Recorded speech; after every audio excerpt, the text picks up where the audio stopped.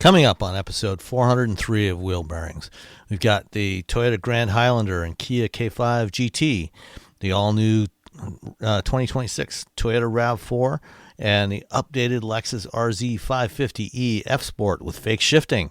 We've also got first drives of the Hyundai Ioniq 9 and Cadillac Vistiq.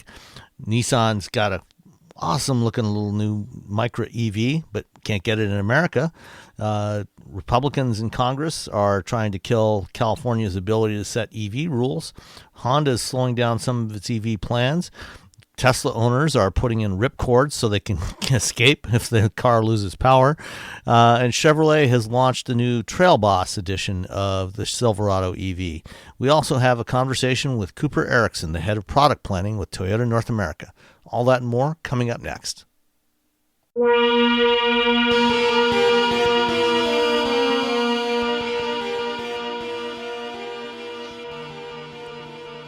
This is episode 403 of Wheel Bearings. I'm Sam Salmon from Telemetry. And I'm Nicole Wakeland from Top Speed. And Robbie's on mute. Or his mic's not working or something. Oh, it's I can't hear him. Oh, now I can hear you. Your lips were moving, but no sound was coming out. Now we can hear you. I don't know what happened for a second. Okay. Here we go. You're back. There we go. Let's try it again. And you are? I'm Roberto Baldwin from SAE International. Is that still? Yeah, that worked. It's like we can see your mouth. I'm like, what happened? Where does voice go? Not sure what went wrong there, but that's weird. All right, Nicole, how would you sir. like to start off our big Toyota week? A Toyota Palooza, and you know what I happen to have in the driveway? A Toyota. A Toyota? It's like they're like, wait, let's Funny just give her Toyota in every conceivable aspect of her life this week. So I have the 25 Toyota Grand Highlander Hybrid Max Platinum. So they've got 3 engines in this. There's a Hybrid Max, there's the gas engine, and there's just standard hybrid. And the Hybrid Max is the one I would get, honestly. It's the fanciest of the lot, and it gets the best fuel economy of the lot. It also is the most powerful. Like it has the most, it's very responsive. So you're getting like the hybrid, the perks of having a hybrid powertrain, but the oomph of a gas engine. So I like the Hybrid Max. It's actually a 2.4 liter turbo 4 with 2 electric motors. You get 362 horsepower, 400 pound-feet of torque, and a 6-speed automatic. There's also standard all-wheel drive. I was driving the Platinum, which is the most fancy pants of the Grand Highlanders that you can get. It's the grandest of the grand. It's the grandest of the grand. Fanciest. The fanciest of the fancy. Yes, the fanciest of the pants. And the price on this one, now I'm pulling because I don't have a Monroney, so I'm just going with what it says online. It was $58,775. That seems right. Is that right? That seems low to me. Did I grab the right price? I'm going to double check that. That sounds about right. Is it sound about right? Okay, all of a sudden I looked at it, I'm like, I have that written down, but that seems low. $58,775. Destination, take your guesses, gentlemen. Oh, 1,200. I'm going to go 1,300. Sam wins $1,450.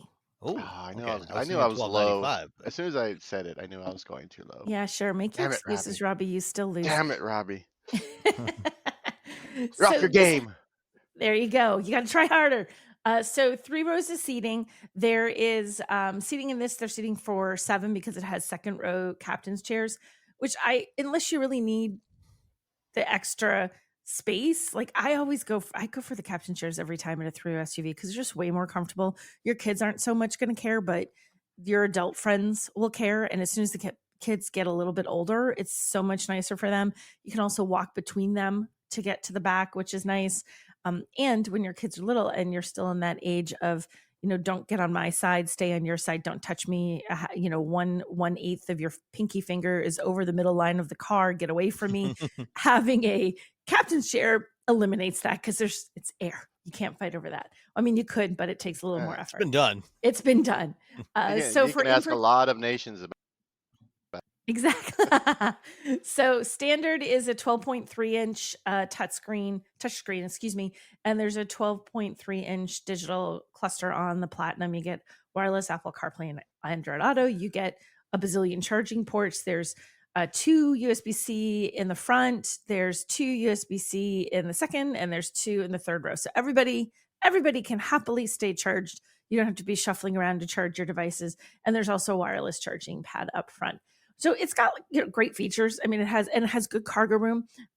You've got a total of 97.5 cubic feet if you don't have people. That's a lot of room. But even if you do have a full crew of people, there's still 20.6 cubic feet behind the third row. So that's a good amount of cargo space if you're going on an adventure and you need to have stuff for everyone. It's going to be a little tight if you've got big bags, but plan accordingly. If you're just going to the airport, somebody sits with a bag between their feet halfway to the airport, you'll make it. Behind the second row, 57.9. So it checks all the boxes for what you want a family SUV to be. It has features, it has the charging, it has good infotainment, it's an attractive and comfortable car, it's got a powerful engine that gets good fuel economy, and it is nice to drive. I mean, that this is a big vehicle. You're not going to think you're in a sports car, but it is nice to drive. It is responsive. It doesn't feel heavy despite being a pretty big thing. And I enjoyed driving, and I drove it back and forth to the airport a couple of times, and it was good. I handled the whole crazy pothole mess of every road in Massachusetts and New Hampshire without problem. And I took it on a little spin down some of the side roads around me to see how it handled in more like country driving.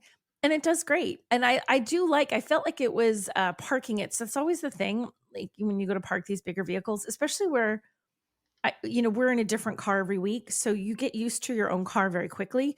But when you go from something the size of Sam's Miata to the size of a Toyota Grand Highlander, your spatial awareness gets thrown a little bit. And I still found this pretty easy to park, which is saying something, because if you come off of a small car and you go to a big car, it can be a little bit of a challenge. So overall, I like this. I mean, didn't we drive this in Hawaii together, Sam? We did. Yeah. Yeah. So, and I liked it then. I thought it was a good vehicle when I drove it then. It's still a good vehicle. I mean, it was introduced for last year. It's basically a carryover this year. I mean, I think they changed some colors, just continued. Yeah, the usual model year stuff. Right. So there's nothing significant for this model year. It's basically the same car it was last year. So if you find a 24 and you want to get a deal, go for it, because unless you care about the colors that are gone, it's going to be the same vehicle. So overall, I like it. And I don't think the price, that's why I looked and went, did I write down the wrong price? Because, when you think about. You had the platinum, right? Yeah. Yeah. Did I get that right? I thought 58,775. Yeah. Which price. I think is obviously, clearly, I think it's a good price. I'm like, wait a minute, that seems too low. Did I grab the wrong one? So 58,775 for a 3-row SUV that's the top trim in the gray, that has standard all-wheel drive, that has a hybrid engine, that is nice, has features. That's not a bad price. That's affordable. I mean, you can go cheaper, but like when you have a family, it's hard to find 3-row SUVs that you can keep in your budget. This one can, and it's a Toyota. So I say with Toyotas, they don't give up on you. You give up on them. You just decide you're done with it and you kick it to the curb. It's not that the Toyota gave up on you. It's like, I still have life. You're like, but I don't need you. Bing. So they just kind of go forever. So you're going to have it. They're reliable vehicles. And so overall, I liked the oldie Grand Highlander Hybrid Max Platinum. I like the idea that every person Nicole's ever broken up with was, I don't like you. Ding. Yeah, that's it. I don't like you. Bing, you're out. It's like, exactly ding. How it worked. And you guys can't see the visual. I'm like flicking it out of the way. Bing. Ding. I don't like you anymore. Bing. I'm done with you. Started. This is our first date. Get out. Done with you. Bing. And the key to the Grand Highlander over the non-Grand Highlander, or less grand or ungrand or something, the regular Highlander, is that third row. I mean, that's what it's all about. The standard Highlander has a third row. Mm-hmm. It's definitely not really useful for adults. It's more for kids. I mean, you could. The zombies are coming. You need to leave. Okay. Yeah, but they're not going to be happy about it. No. I mean, I have sat in the third row of a Grand Highlander, or of a regular Highlander, and you survived to tell the tale. Yeah. After 20 miles, they're like, you know what? Just let the zombies eat me. That's right. Yeah. Like, just kick me out now. I'll just give myself up. No, it's the high. I mean, you can. There's lots of vehicles that say they have a 3-row that were really, truly 2 rows at heart, and they just kind of tuck a third row in there, almost as an afterthought, just so that if you need it, it's there. If you have a short trip, you're just have a bunch of people and you're all going out, you have another family you're driving with, and you want to take their kids with you out on a day's adventure or something, it's fine. But as soon as those kids get a little bit older, and as soon as you start to try to think about putting adults or even teenagers in the back seat to something like that, they're not going to like it. They'll get back there, but they will complain loudly as they get older. And adults are going to be polite, but in their head, they're going to think next time I'm driving, because they're not going to want to ride in the back of something like that. The Grand Highlander, they'd totally be like, okay, you're driving forever now because this is comfy and I'm cool with this. Yeah, real adults can, full size adults can fit in the third row of the Grand Highlander. Absolutely, absolutely. So I like it. I like the Grand Highlander. I liked it before and still like it. Cool. All right. Well, since Robbie didn't drive anything this week, I had in between trips, I spent some days with the 2025 Kia K5 GT. And I am still a fan of cars. I still prefer cars over crossovers and utility vehicles. When it comes to spending my money, I buy cars. I don't buy crossovers. I don't buy utility vehicles. Now, I would prefer to be able to have the option to buy the K5 wagon or estate or touring or whatever it is they call it in overseas markets, because I like having, the longer roof, for that extra utility. And I actually like the way wagons look, especially modern wagons. But we can't have nice things here in America. So, we only have the sedan, which is actually still a very nice thing. The K5 is the replacement for the vehicle that was formerly badged as the Optima. Kia has been making their branding more consistent globally, where they previously had different nameplates for the same vehicle in different markets. They've been making those more consistent over the last several years. So hence we have the K5 in place of the Optima, the K4 replacing the Forte, and the Carnival replaced what was previously known as the Sedona. So more consistent branding, which is fine. I don't like alphanumeric names, but whatever. The K5 GT that I had was finished in the steel matte silver finish, I think is what they call it. Let me see that. Steel matte gray paint. So it's a matte finish, which looks really sharp on this car. You probably don't want to take it through car washes, but other than that, it does look really good. Is that every matte finish, Sam? I've always wondered that. Is it just like a standard? I know you're not supposed to, but is it just because they're like every single one you should never take through the car wash? I don't know. I would probably, you should probably check your owner's manual. Okay. In the vehicle. They vehicles still have those. I know nobody actually reads them, but it's probably worthwhile taking a look and see what kind of guidance they give you. I think in most cases it's probably not recommended, but to be honest, I'm not sure because I didn't actually look at the owner's manual for the K5. What? I read the owner's manual every time, front to back. I get a car. I mean, what a slacker you are. You did not read it cover to cover with a nice cup of coffee in the morning? No? I prefer to try and emulate what average consumers are going to do and, see if I can figure out how these things work without having to resort to that, because that is frankly what most people do. Mm-hmm. Most people don't look at the owner's manual. But when it comes to something like how you should treat your matte finish, I would probably take a look and see what the manufacturer recommends, so that, you don't want to void any warranties if you can avoid it. If you still, if you have a matte finish, you take it through a car wash and then it gets damaged, then, the manufacturer is not going to be liable for that if they told you not to do that. So, the one that I had, the test car I had, in addition to the paint, the only other options were $100 cargo mat, $185 carpeted floor mats, and the $4,400 GT1 package, which gets you 19-inch gloss black alloy wheels, which, I could probably take a pass on those. The smartphone digital key, which requires the Kia Connect package, again, could probably take a pass on that. The Bose premium audio with active sound design, you know what? It's a car. It's never going to have the ideal sound environment. Memory driver's seat and outside mirrors. It's nice to have. Ventilated seats, definitely a nice to have. Heated steering wheel. Power folding mirrors, parking collision avoidance assist in reverse, and the surround view monitor in the instrument cluster. All very nice to haves, but it would be nice to be able to pick and choose some of those without having to get the whole package. So grand total on this one, $39,625. Guesses on the freight? $1,295.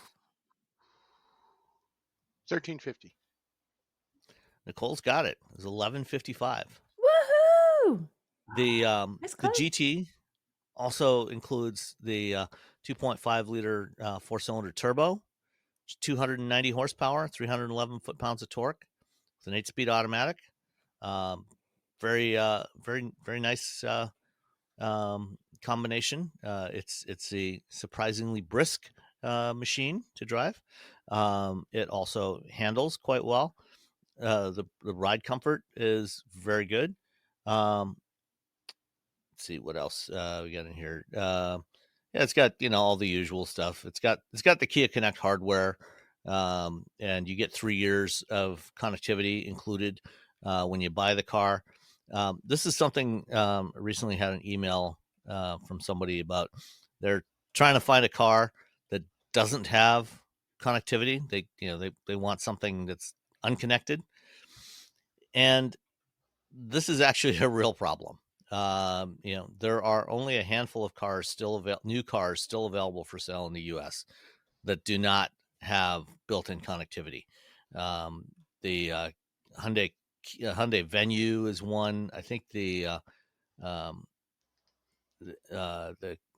Kia, what is the base crossover that they sell?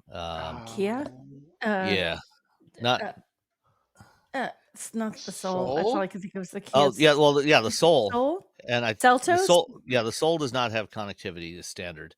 I think it's on certain trims, and the Seltos, same thing. On the base trims, it does not have it, but it's on upper trim levels, it does have it. Basically, it's going to be really hard to find something other than an entry level model that doesn't have connectivity. If you don't want to be connected, the best thing to do is just have it turned off, which you can do, and just say you don't want it. Decline the terms of service. You can have it disabled. So that is really your best option if you don't want to be connected. Other than that, everything else about this car I really, really like. I like the way it looks. I thought the refresh they did last year with the new lights, the sort of Z pattern signature lights that they have on there, looks pretty cool. And the overall shape of the car, I really like it. I like driving the K5. It's good stuff, and if you're looking for something that isn't a crossover or SUV, but has good style and decent utility, you should definitely be considering this. And the K5, this one was almost $40,000, but you can get the K5 starting at $27,000, which is actually a pretty good value. So it's definitely something worth considering if you want a midsize sedan. And if the K4 is a little bit too small for your needs, if you have adult children that you want to carry in the back seat, or other adults that you want to carry in the back seat from time to time, the K5 is a bit roomier than the K4 in the back, so it's a great option, great alternative. Very cool. Yeah. Oh, and it's EPA rated at 27 miles per gallon combined, 23 city, 33 highway.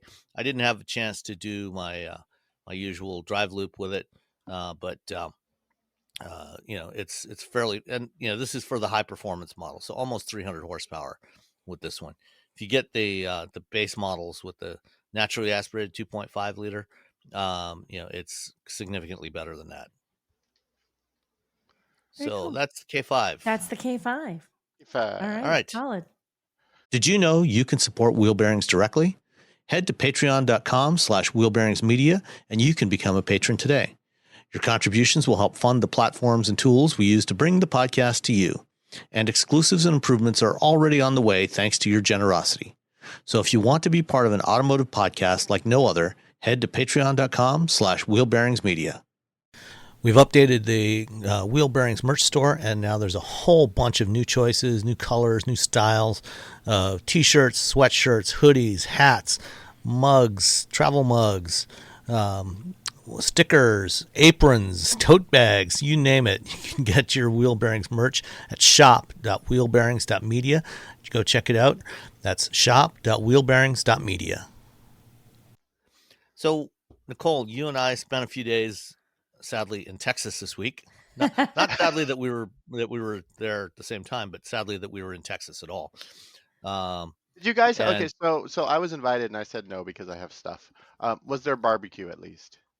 No. No barbecue. Oh, God. So they used to at the track, Robbie. This is a bone of contention. They used to have a guy on your day that you were at the track come out. I forgot the name of the company, but it was like, they bring out their little trailer on the back of it, little huge trailer, and they have a a big smoker, giant smoker, and they have brisket, and they have these things called Texas Twinkies, which are big jalapeno, big peppers stuffed with cream cheese and brisket and wrapped in bacon. They didn't have that. They had a guy with a grill and burgers and chicken, which I'm sure was fine.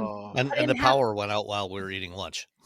So I was very disappointed. So I did one night because I stayed in because I had work to do. I ordered a brisket flatbread from the hotel, so I would have some. And actually, it was not bad. Just gonna say that was my only access to barbecue.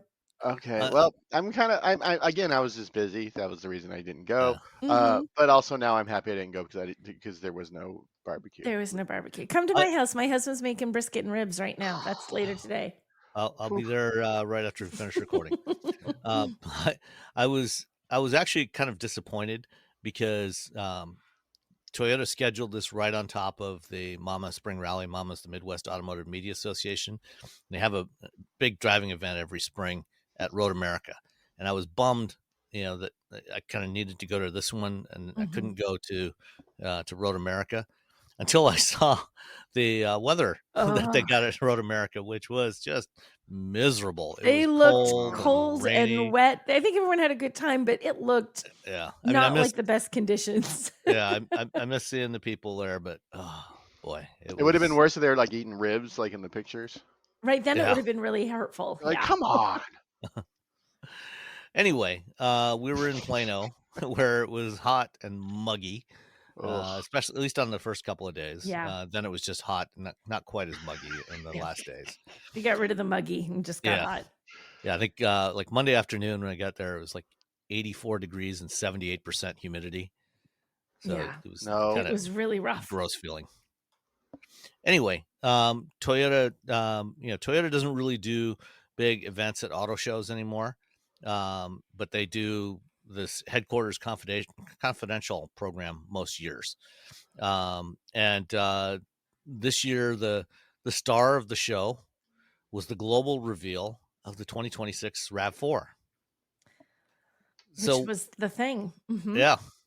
So before we talk about the RAV4, Nicole, what did you think of Cosm, this venue that they did it at? So Cosm was this funky venue. I guess they do sports viewing, not sporting events, but they view like it's big. They have this giant screen. It made me think of the screen they used to have at the Museum of Science. No, it made me think of a planetarium. Yeah, not a planetarium. They have, I just forgot what it's called. IMAX? It's like it's not IMAX. Dang it, I'm gonna have to look it up. It's kind of a mix of all of those. It's a little bit because it's kind of dome shaped and it goes back over your head, so it is kind of planetarium like.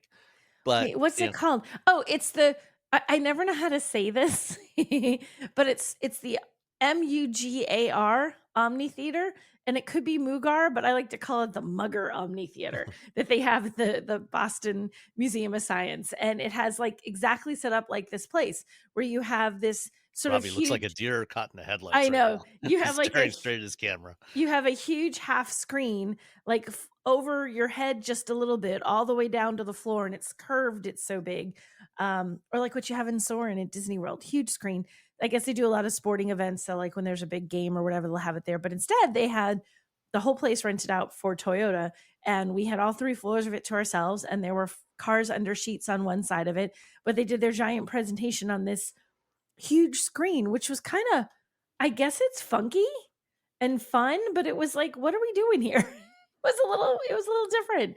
It was kind of neat though. It's kind of the place is kind of a mix of sports bar, Las Vegas Sphere, and an IMAX theater all mashed together into one.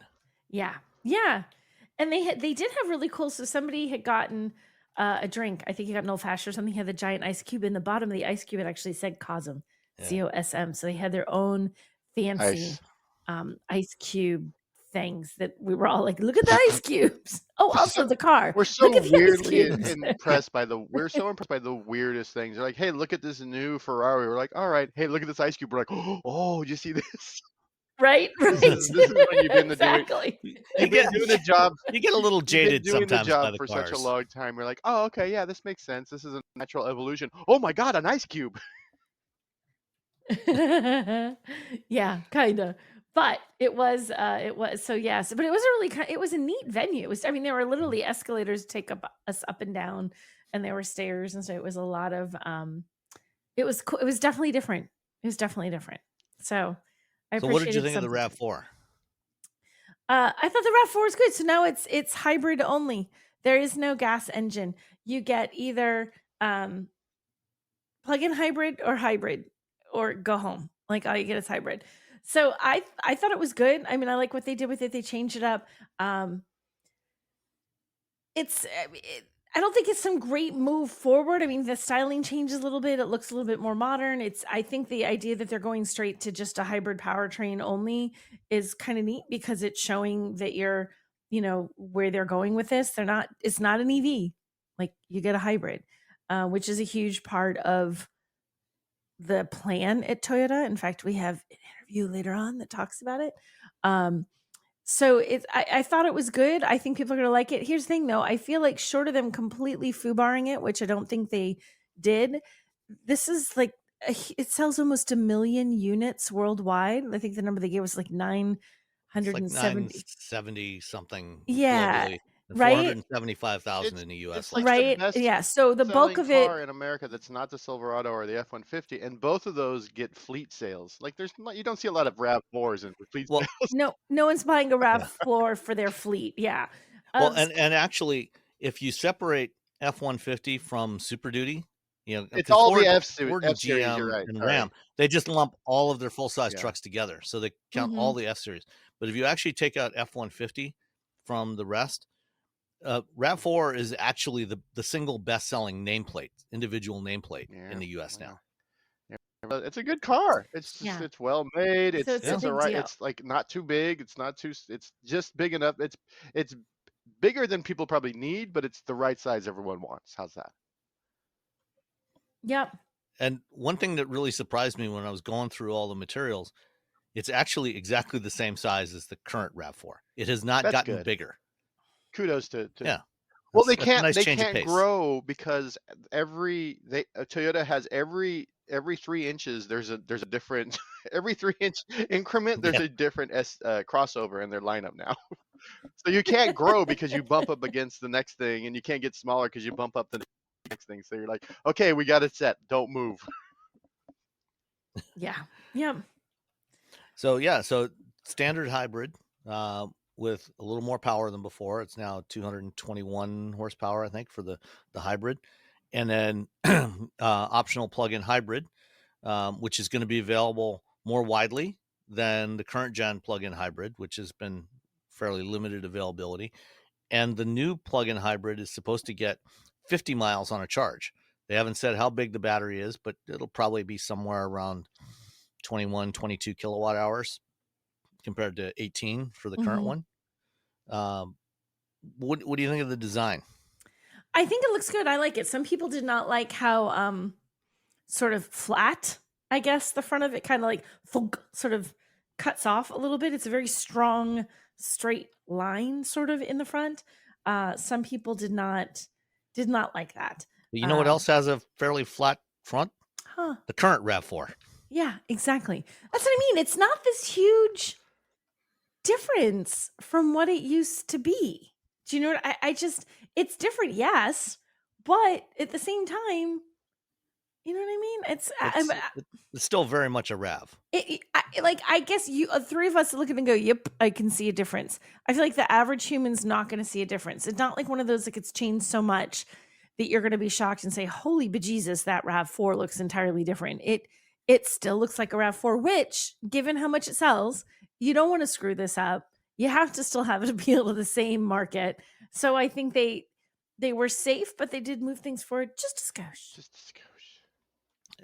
a skosh. Yeah, now it's got, a similar style of headlights to what you get on the Prius and the Camry and the Crown Signia, what Toyota calls their hammer headlights.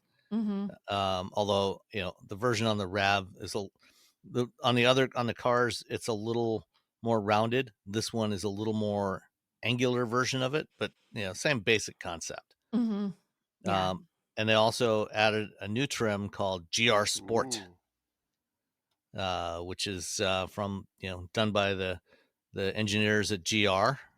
It's plug-in hybrid only, with supposedly better handling, and a little sportier look to it. We'll see how good it is. It looks cute, like the little GR Sport, that because we obviously didn't drive these, but the cosmetic details, it does look a little bit sportier. It looks good. It feels GR-ish. So on that end, I'd say, yeah, they lived up to it. We'll have to see how it actually drives and how much that translated. Because, it's not like it's a GR Corolla. It's a GR. It's a RAV4. It's a little SUV. So we'll have to see what they actually deliver, Yeah. And then there's the new Woodland, which is, that's the more off-roady version. That's the equivalent of, the Nissan Rock Creek And is it bigger though? Did they change the dimensions or is that just badging? It's the same. Okay. But the Woodland is the one that kind of has the flatter looking face on it. So it's kind of got this bar in the middle of the grill.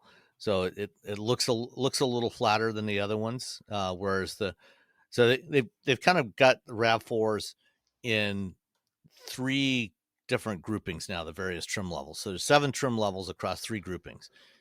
You got Sport, which includes the XSE and the GR Sport and another, I think maybe the SE.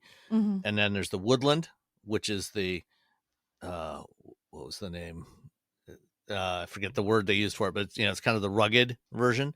And then the core, adventure, yeah. And then you got the core trims, which are the base model and the limited, and so each one's kind of got its own unique face to it. That kind of flat nose look is on the Woodland. The GR Sport has more open, looks a little more like what you find on the front end of a GR Corolla, and then the core models get this kind of hexagon mesh style grill, similar to what you find on the Crown Signia and the Camry, and those are the more mainstream trims. I like that. Someone's commenting, and I think they're so right. There was a time when all the special things were always sporty. It was always a sporty, like super sporty, right? You give some almost maybe kind of sort of track worthy trim of a vehicle because you had lots of sedans, and now everything's a crossover, everything's an SUV, everything is big. And it's like, well, now instead of doing a sporty version, although they have the GR, but like a true sporty version is like, let's give you an off-road version. Everything needs to be ready to go off-road. Everyone needs an off-road version of everything. Yeah. Even though they're never actually going to take them off-road. No. Like the most off-roading they do, I always say, is going to, it's the county fair. Let's go park on the grass in that parking lot. Boom, off-road. Exactly. That's it. I need the off-road midnight version. Off-road, technically. Off-road midnight edition.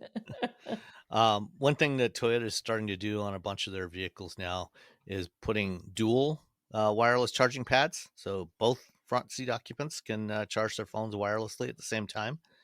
And the new Rav has a 14-inch touchscreen with a new version of the Toyota multimedia system that is running on their new software platform that they call Arene, which they haven't shared a whole lot of detail about yet. I'm pestering some folks at Toyota to learn a little more about that. But one key thing that we did see in the presentation and in the photos that they released with Arene, because like you said, we haven't been able to drive it, or with the new version of the infotainment, is it will actually display 3 different panes in there with different information. Because one of the complaints I think that they've had with the current generation system that they launched a few years back, which is quite good, but you can only see one thing on the screen at a time. So you can see navigation, or you can see your media player, or settings. You can't have multiple things on screen at the same time. And now there's a way to show that multiple things simultaneously. Oh, yeah. Did anyone make a Dexy's Midnight Runners joke while you guys were there? No. Not quite sure I grabbed Come the on, context. Irene. Oh, come on. Man, you just lobbed that up for me too. Yeah. Okay. No, I did not hear any Dexy's jokes this week. See, you should have come. Yeah, but there wasn't barbecue, so yeah. It's not worth it. I'm just saying. No barbecue, no jokes. No barbecue, Sorry. No Robbie. That's the rule now. Yeah. Especially if you're in Texas. If you're in Texas, you got to service some barbecue. Anywhere else you can service, sushi and shrimp, but Texas, you got to service barbecue. All right. It is the law. And then, we also saw, other stuff that we talked about last week, like the new ES and the CHR. And they also showed off the 2026 Lexus RZ 550e F Sport.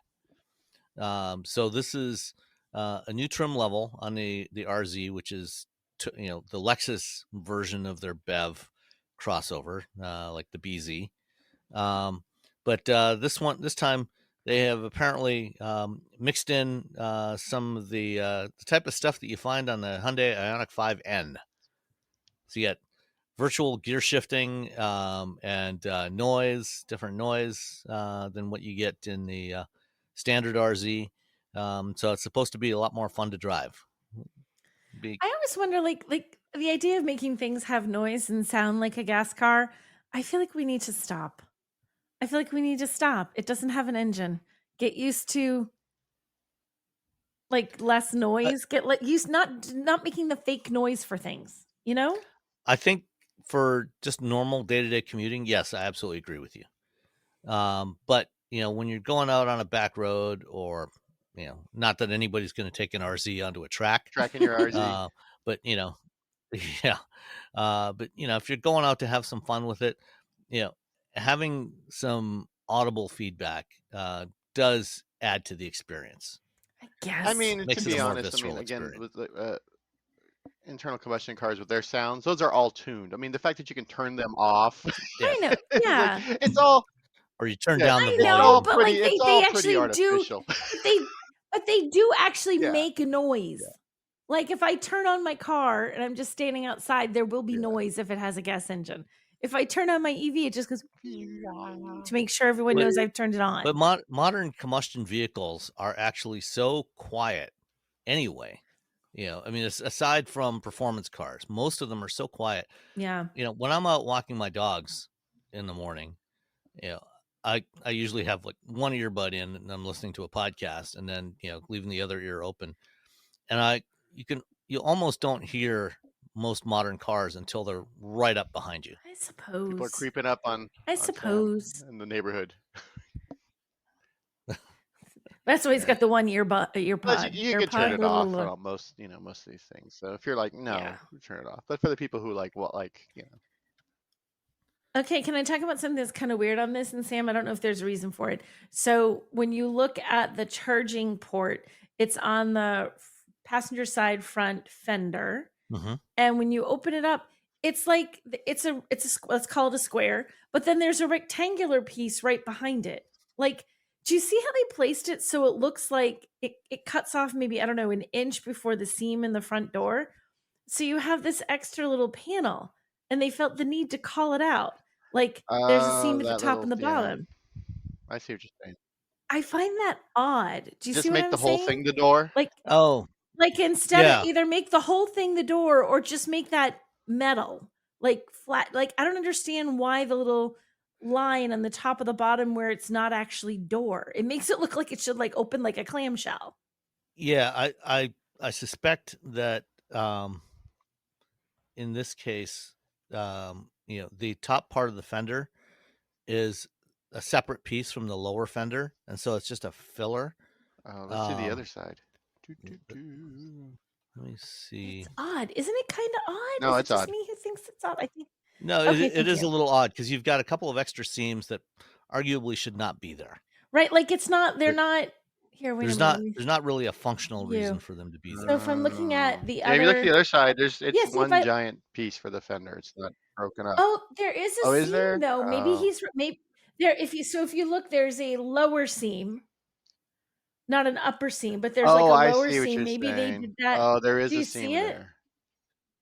There's a seam, but like when you look at the driver's side, so there's just one little seam that goes horizontally, sort of where the lower part of the there's two pieces, and they decided to put the thing there, and then now they have that weird.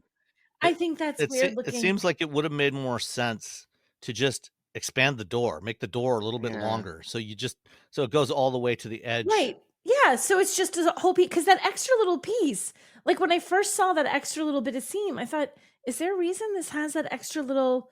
And you can really see it in the one close-up they do, and it's just a little rectangular section that looks like it should do something. Is it a fancy door, or is it just a regular, you push it and it pops open like a gas door? Because it's a fancy door. Come on, stop that. Give us regular pop open. I think it's just a push. I think it's just a pop open door. In that case, there's really no reason for that. At least if they tried.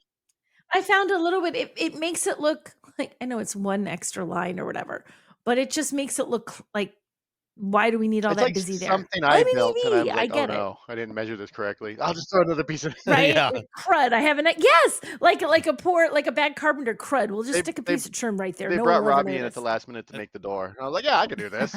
Did you measure it? I think so. I can't remember. And this is what happened when Robbie designs a car. Sorry. Just, Apologies, everybody. Apologies to Lexus. Apologies to the people of the world. This is the kind of thing that Sandy Monroe will have a field day over. Complaining about this, about why is there this extra piece? Because that means that's an extra piece that you've got to manufacture, and then you've got to assemble all of that. That door should just extend back to the back edge of the fender, and line up with the door, with the passenger door. Maybe that's because the passenger, if you open the passenger door and the charging door at the same time, you can't have it opening that way. Do you know what I mean? So if the passenger door is open and you open the charging door, it's going to. Except it hinges. The hinge is on the forward edge. So it opens forward. Oh well, yeah. I don't know what to tell you then. Yeah, I mean, I got nothing. No. That's all he's got. I can't think of a good excuse for why it's like. We demand Lexus. We demand answers. Email us. I don't get it. I looked at it and I don't get it. I don't get it. Answers. Mm-hmm. Okay. Now, we'll ask them next time we see them. Okay, we'll demand an answer. I'm supposed to have an interview with a Lexus guy. I'm going to demand an answer. Like, before we get the interview started, explain this little fiddly bit. The guy's going to be like, "What? Why is there this excess piece of plastic here? Whatever it is, it doesn't matter what it is. Maybe it's a gold bar." And the funny thing is, I'm looking at a picture of the BZ right now. Yeah, it does not have that. See? So now I'm really confused. But it's got different. It's completely different sheet metal from the RZ. Still.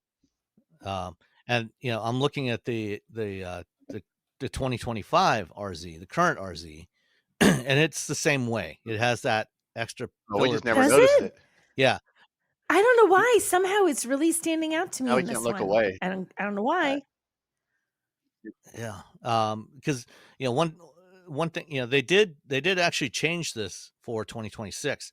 They actually moved the charge port from the driver's side, because on the 2020, since they launched it in 2022, up until the 2025 models, they've had the charge port on the driver's side front fender. They moved it to the passenger side front fender for 2026 as part of the changeover to using the NACS charge port, the SAJ 3400 charge port, because this way you can nose into a Tesla supercharger stall and still reach the cable, because all the Teslas have their charge ports on the left rear fender, left rear corner. And the superchargers have very short cables on them. They basically only reach to where the charge port is on a Tesla. And if you have anything else that has the charge port, in any other location, so this is diagonally opposite. So instead of backing in like you do with a Tesla, you nose in with the new BZ and the RZ, and it can reach the charge port. But as for that extra little piece, I just put the charge port behind the L for the Lexus at the very front of the car. Be done with it. At the very front. We'll just redesign this puppy. It's actually not a bad idea. Why are we? Except maybe they have the radar sensor there. No, whatever. They can move it. I'm sure there's an explanation. I mean, you're not driving with radar on. No, the explanation is some designer just measured. It was me. I'm sorry. We've already established that was Robbie's fault. I should have put it in the front. I really blew it, guys. I'm so sorry. All right. Anything else you want to say about the RZ or anything else? I think we covered the RZ and the Rav4. It's got some specs, but one last thing I want to say. I'm so excited. I'm so excited that the BZ4X is now just the BZ. Yes, thank you. Yeah, and next week we can talk about actually driving it. Did you get a chance to drive it?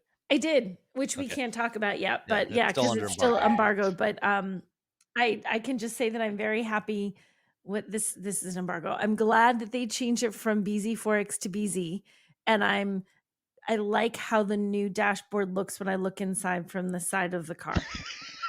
Not drive impression. Just I think that when I look at the dashboard, nice. I appreciate the new design. I appreciate the new design. Yeah. Okay. The Nissan, they used to sell a car here called the Micra. They still sell it in other parts of the world. And now the new Micra, the new generation Micra, is it's gone electric. And I don't know about you, but it looks an awful lot like a Mini, like what we expect a Mini to look like. What do you think?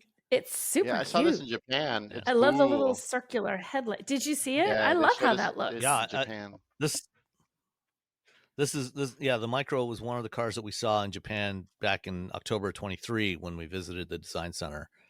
And it's like, oh, come on, guys, you got to sell this in the U.S. And they're not gonna. Yeah, but nobody's gonna buy them. Yeah, they're not gonna. Yeah, I know. It's a shame because it is really cute. It gives me Hyundai Inster / Casper vibes. Yeah, with the round taillights and the round headlights. Yeah, definitely. Which I loved that car. I absolutely love that thing. I would want it. I love it. It's adorable. The Inster's a little more upright. A little more boxy looking. But and that's why I say I think this has got a little more mini to it than Inster, but still definitely very cute. It's really cute. We'll never see it. Sad. Unless we move to Europe.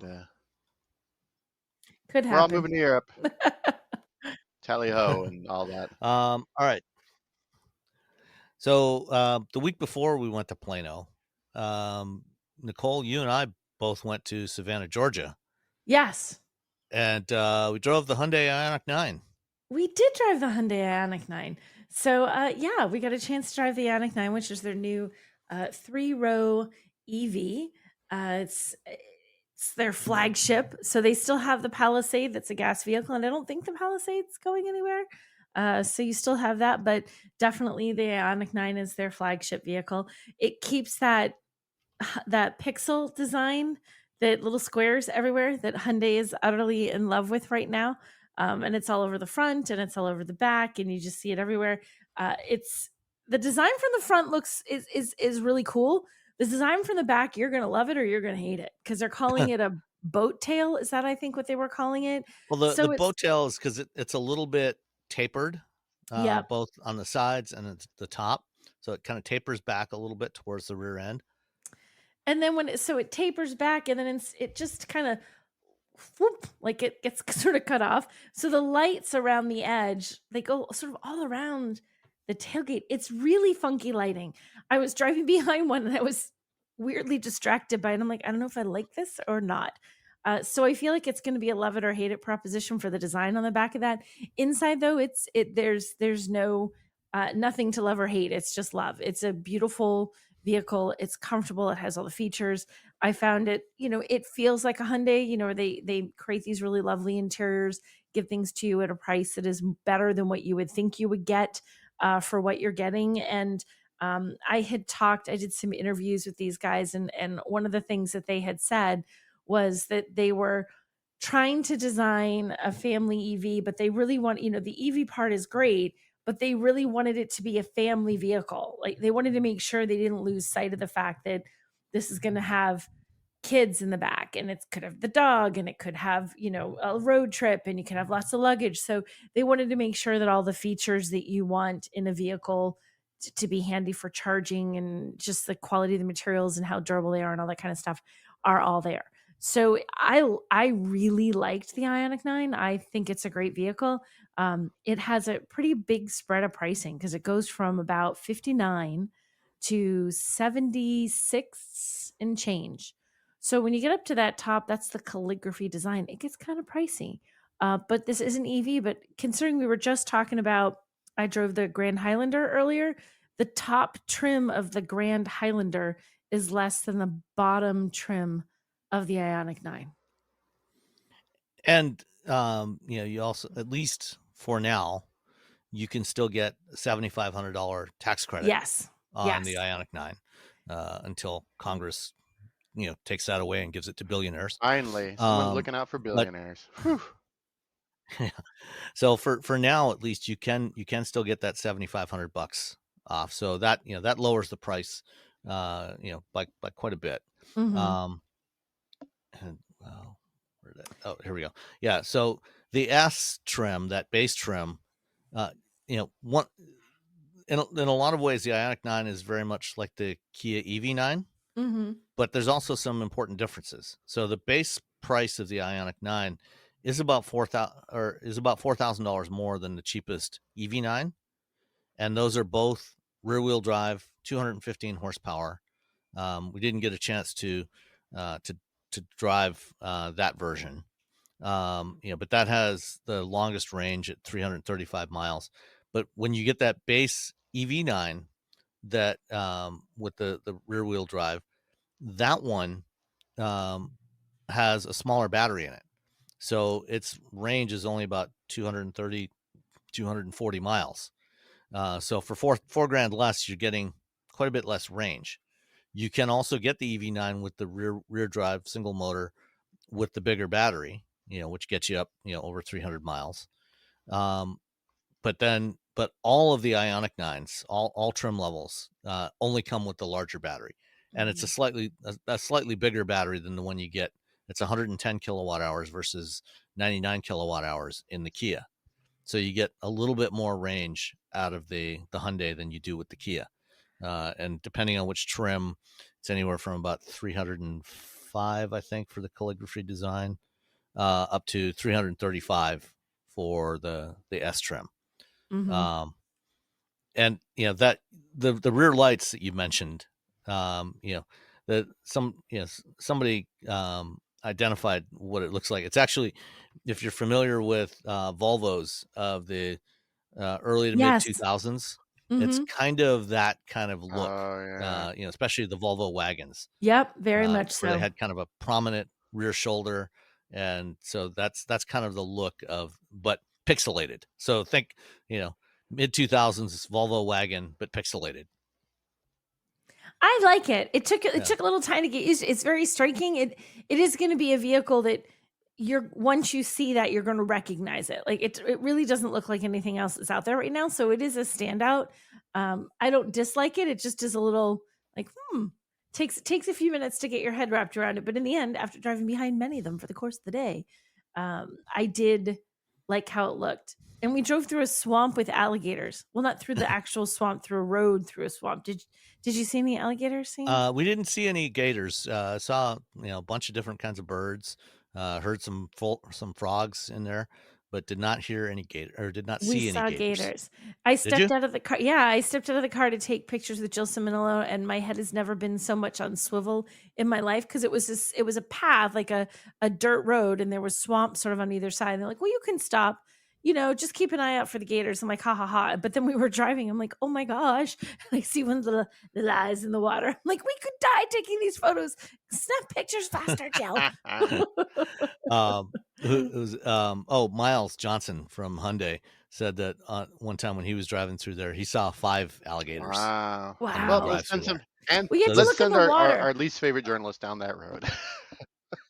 So this is the Savannah National Wildlife Refuge that we're talking about. Who are we going to sacrifice? Like, who did they tell and who didn't they tell? That's the question.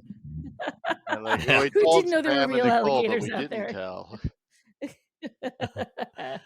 One of the things I like about the Ioniq 9 versus the EV9 is, they both have the same basic screen setup. So, and it's the same kind of setup you find in a lot of the Hyundais and Kias now. With two 12.3-inch displays behind a single curved piece of glass. What Hyundai did not do that Kia did on the Kia, in between the two larger displays, there's another smaller touchscreen area for a bunch of the climate control stuff.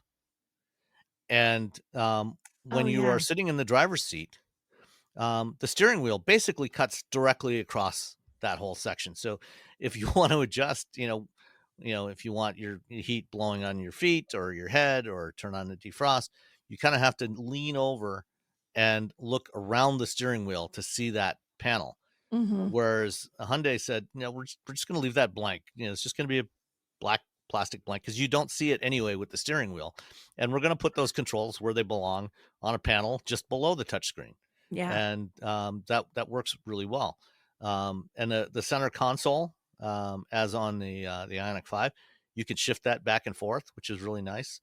The third row, very usable. I sat back there, and I had headroom and knee room to spare, and I'm like 5'10", so I really enjoyed driving this thing. Oh, and the performance was surprisingly good. In the limited calligraphy and calligraphy design trims, you get 422 horsepower. On the SEL, you get 303, but on the 3 upper trim levels, you get 422 horsepower. And Hyundai says it'll do 0 to 60 in 5 seconds. I was driving with Jared Rosenholtz, mm-hmm. and he had his race box, and he hooked it up and did a couple of 0 to 60 runs. The first run was like 4.72 seconds. The second one was 4.67 seconds. So this thing is seriously quick. It's speedy. I like how Jared just like running around with his race box. That's very Jared. Yeah, I got this handy. I'll check it out. I'm like, that is like, guys. Mm-hmm. That's on brand for Jared. Guys.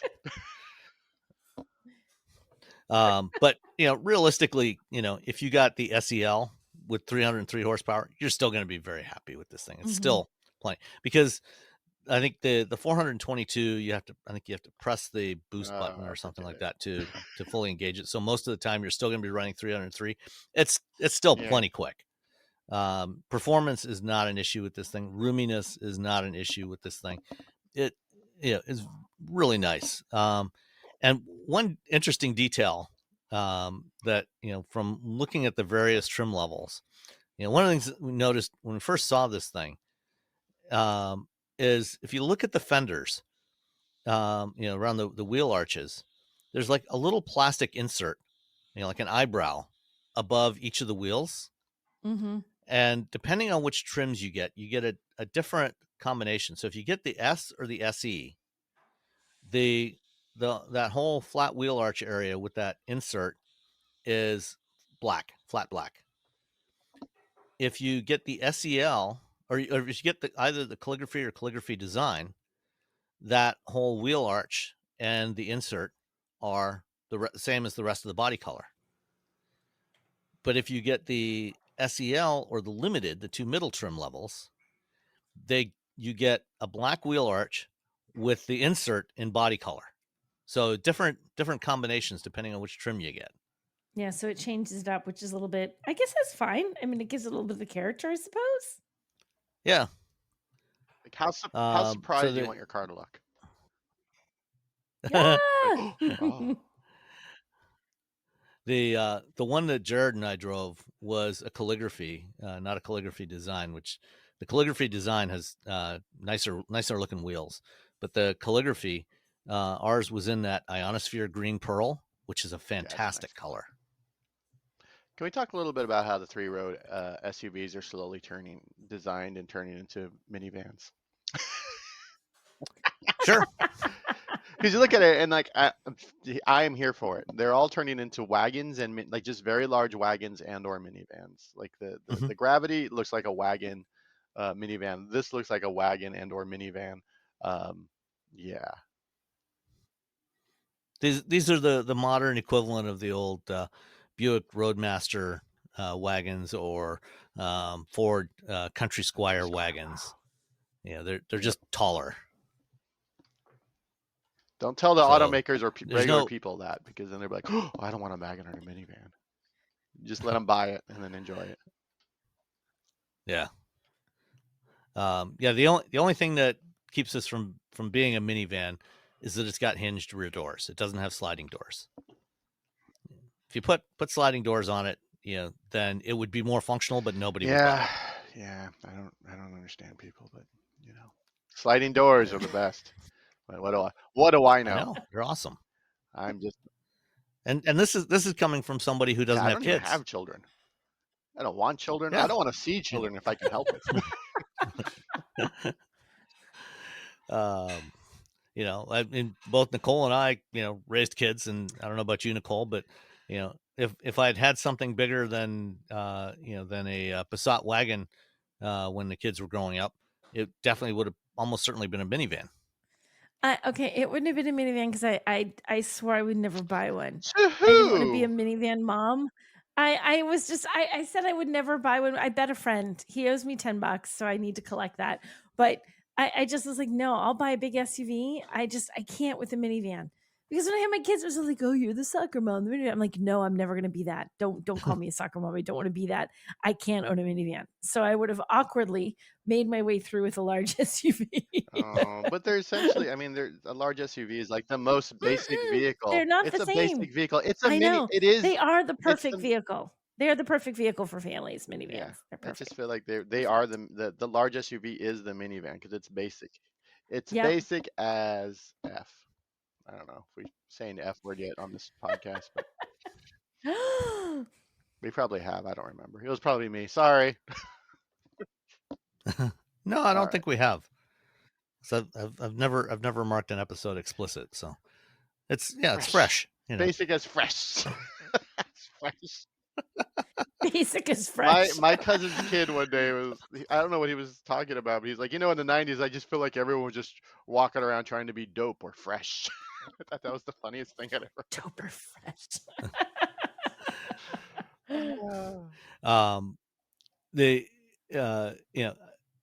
After driving this vehicle and having driven the EV9 and also driving the next vehicle we're going to talk about, I really feel like Ford really screwed up and missed an opportunity by canceling their 3-row electric SUVs. Because I think especially this one, I think is going to be really popular. Yeah. I think it's going to sell really well. I think I want to say yes, but I also want to say if they had not yet figured out a way to make them the monies, Hyundai seems to be doing it. They claim they're profitable with their EVs. They do. Oh no, I don't doubt that Hyundai is, but Ford, hasn't that been a bit of a struggle? Yeah, it has been. So I don't know what Ford's doing. I mean, I guess I would agree they missed it, but it's like if they can't make the monies, then let's not build that. Yeah. All right. So anything we didn't get a chance to do any charging tests with the Ioniq 9, but it does have a J3400 charging port, native, and it comes with adapters. Comes with two adapters, one to plug in a CCS port, a CCS cable, so you can charge at EA or EVgo or ChargePoint, and the other is a J1772 adapter. So if you already have a charger at home, you can plug that in and charge from your existing non-Tesla home charger. So it's, I think, they give you, it's not a cheap vehicle. It's not inexpensive, but you get a lot for it. There's a lot of value here. Yeah, I would agree. Oh, one other thing that they do, up front, underneath the center stack, there's 3 USB-C ports. One of those is a 100-watt port, 100-watt USB-C port. So you can plug in your laptops or other higher-powered devices and charge them off of that. And they give you a higher power USB-C cable that can actually transmit 100 watts. That comes with the car. So lots of good stuff in here. What did you think, Nicole, of the finish on the passenger side of the dashboard? The finish on the passenger side of the dashboard. It's a sort of interesting metallic finish, sort of marbleized metallic finish. They said it's, I know what you're talking about. It took me a second. My brain had to go back. I'm like, what did it look like on the passenger side of the dashboard? No, I wanted to, like, it's neat in that it adds a little bit of visual appeal. It's different. It's not something you'll find everywhere, but it missed the mark a little bit for me because when you touch it, you want it to be something cool, and it's not. Did you like it? I thought it looked interesting. Mm-hmm. I mean, it's not something I would touch very often, but I thought it looked kind of interesting. Yeah, it was different. Yeah, so I kind of was like, okay, so it doesn't look bad, and I thought it looks good, but I wanted it. I don't know. It was one of those things that it looked really cool, but you touch it, and it just feels like plastic. Yeah. And you wanted it to feel like something different, but it does look cool. I did like how it looked, and did think that it looked, it's not what you find in every other vehicle. So I always appreciate when they do something, the design is a little bit different, a little bit eye catching, but I wanted it to have a texture, a feel to it that was in line with how nice it looked like it should feel. Yeah. All right. The day before I flew to Savannah, I drove another 3-row electric SUV, the Cadillac Vistiq, which is, completes Cadillac's EV lineup for now, because they got the big Escalade, they got the Optic, the Lyriq, and then the Vistiq. And they've followed a similar pattern to what they did before with the XT5 and XT6, where the XT5 was their midsize 2-row, and then XT6 was a 3-row, taller, slightly longer 3-row body, but on the same wheelbase as the XT5. Same thing here, although the Lyriq has significantly longer wheelbase than the XT5 did. So this really works as a 3-row. It's several inches taller and about 6 inches longer than a Lyriq. And it's more powerful. 615 horsepower, dual motor is the standard setup in the Vistiq. It's about $20,000 more than an Ioniq 9, but the interior also feels like a more expensive, more premium. I mean, the Ioniq 9 interior is really nice, but the Cadillac is definitely a significant step up from there.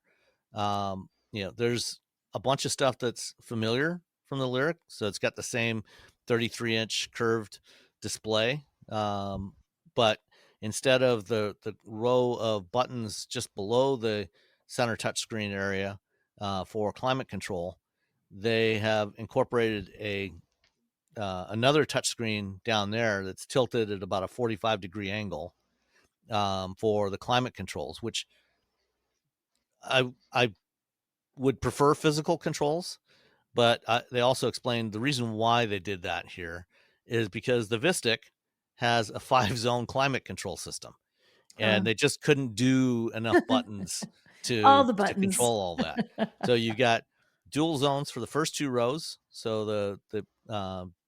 the passengers in both the first 2 rows each get their own zone, and then a 5th zone for the rear, the 3rd row passengers. And because this is roughly the same size as Ioniq 9, it's got similar amount of rear seat room to the Ioniq 9, so I fit back there fairly comfortably. The one that we drove was in this celestial metallic color, which is kind of a purple tinted silver color, like a pale silver, which is a pretty cool looking color. And it had blue leather interior. This thing is really, really nice to drive. The Vistiq comes with 4-wheel, or at least on the upper trim levels, has a 4-wheel air spring suspension, which is driving this thing in Michigan on 23-inch wheels. It was still very, very comfortable. It soaked everything up, but also maintained good body control when we were driving it around some rural areas on some curving roads. It was quite enjoyable to drive. It's quick, very quick. 0 to 60 is about 3.7 seconds. Two big new things that they've added for the Vistiq compared to the previous Cadillac EVs. One is an upgraded version of Super Cruise, and I still remain dubious of hands-free systems, hands-free supervised systems. I still say that if you have to watch the road, you're reducing some traditional driver workloads, but creating new driver workloads that humans are just not very well equipped to deal with.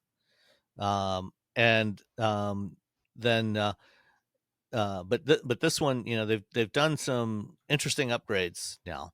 So they've started to do some integration. They have a different map provider, a company called Dynamic Map Platform, that they use for the geofencing to determine what roads Super Cruise can be used on.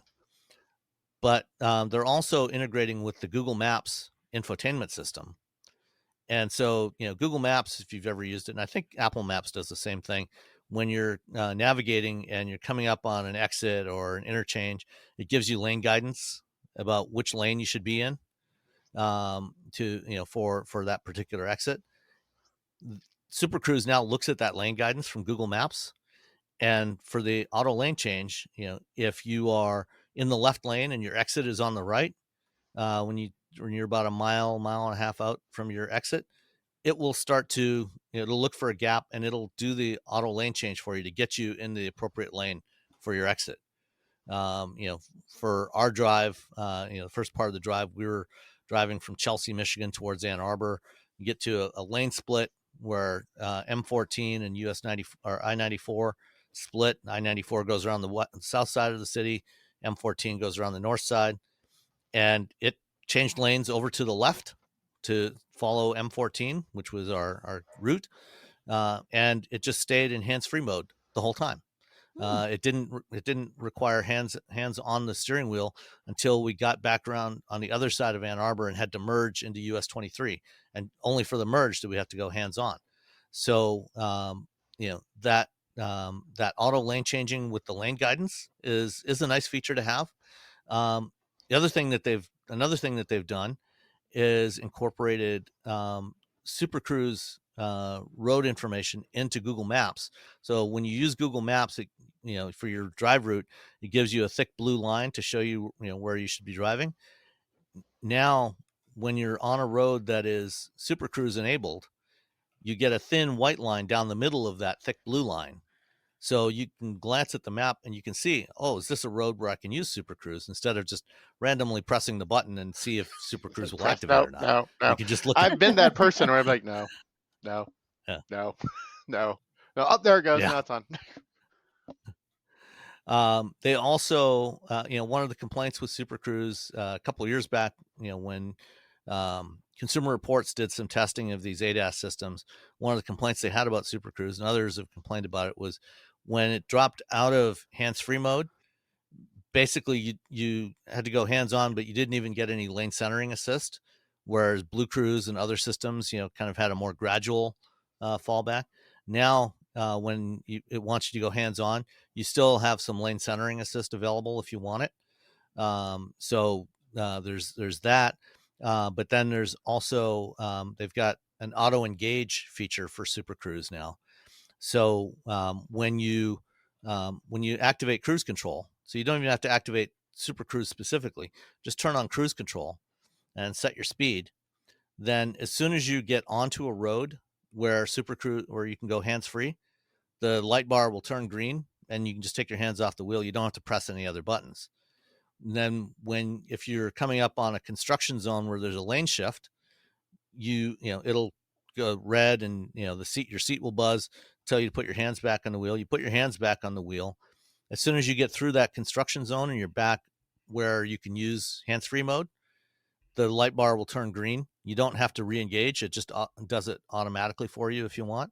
You can turn that off, but it'll automatically re-engage. So it'll just tell you, okay, you can take your hands off the wheel again.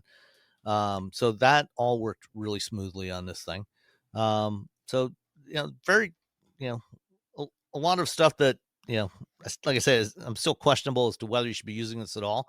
But if you're going to use it, it does, it should work really well. And Super Cruise still works the best of all of these systems. And they're up to somewhere between 500,000 and 600,000 miles of roads now where you can use it, as opposed to Blue Cruise, which is only about 130,000 miles of roads. Let's see, what else was there on the Vistiq?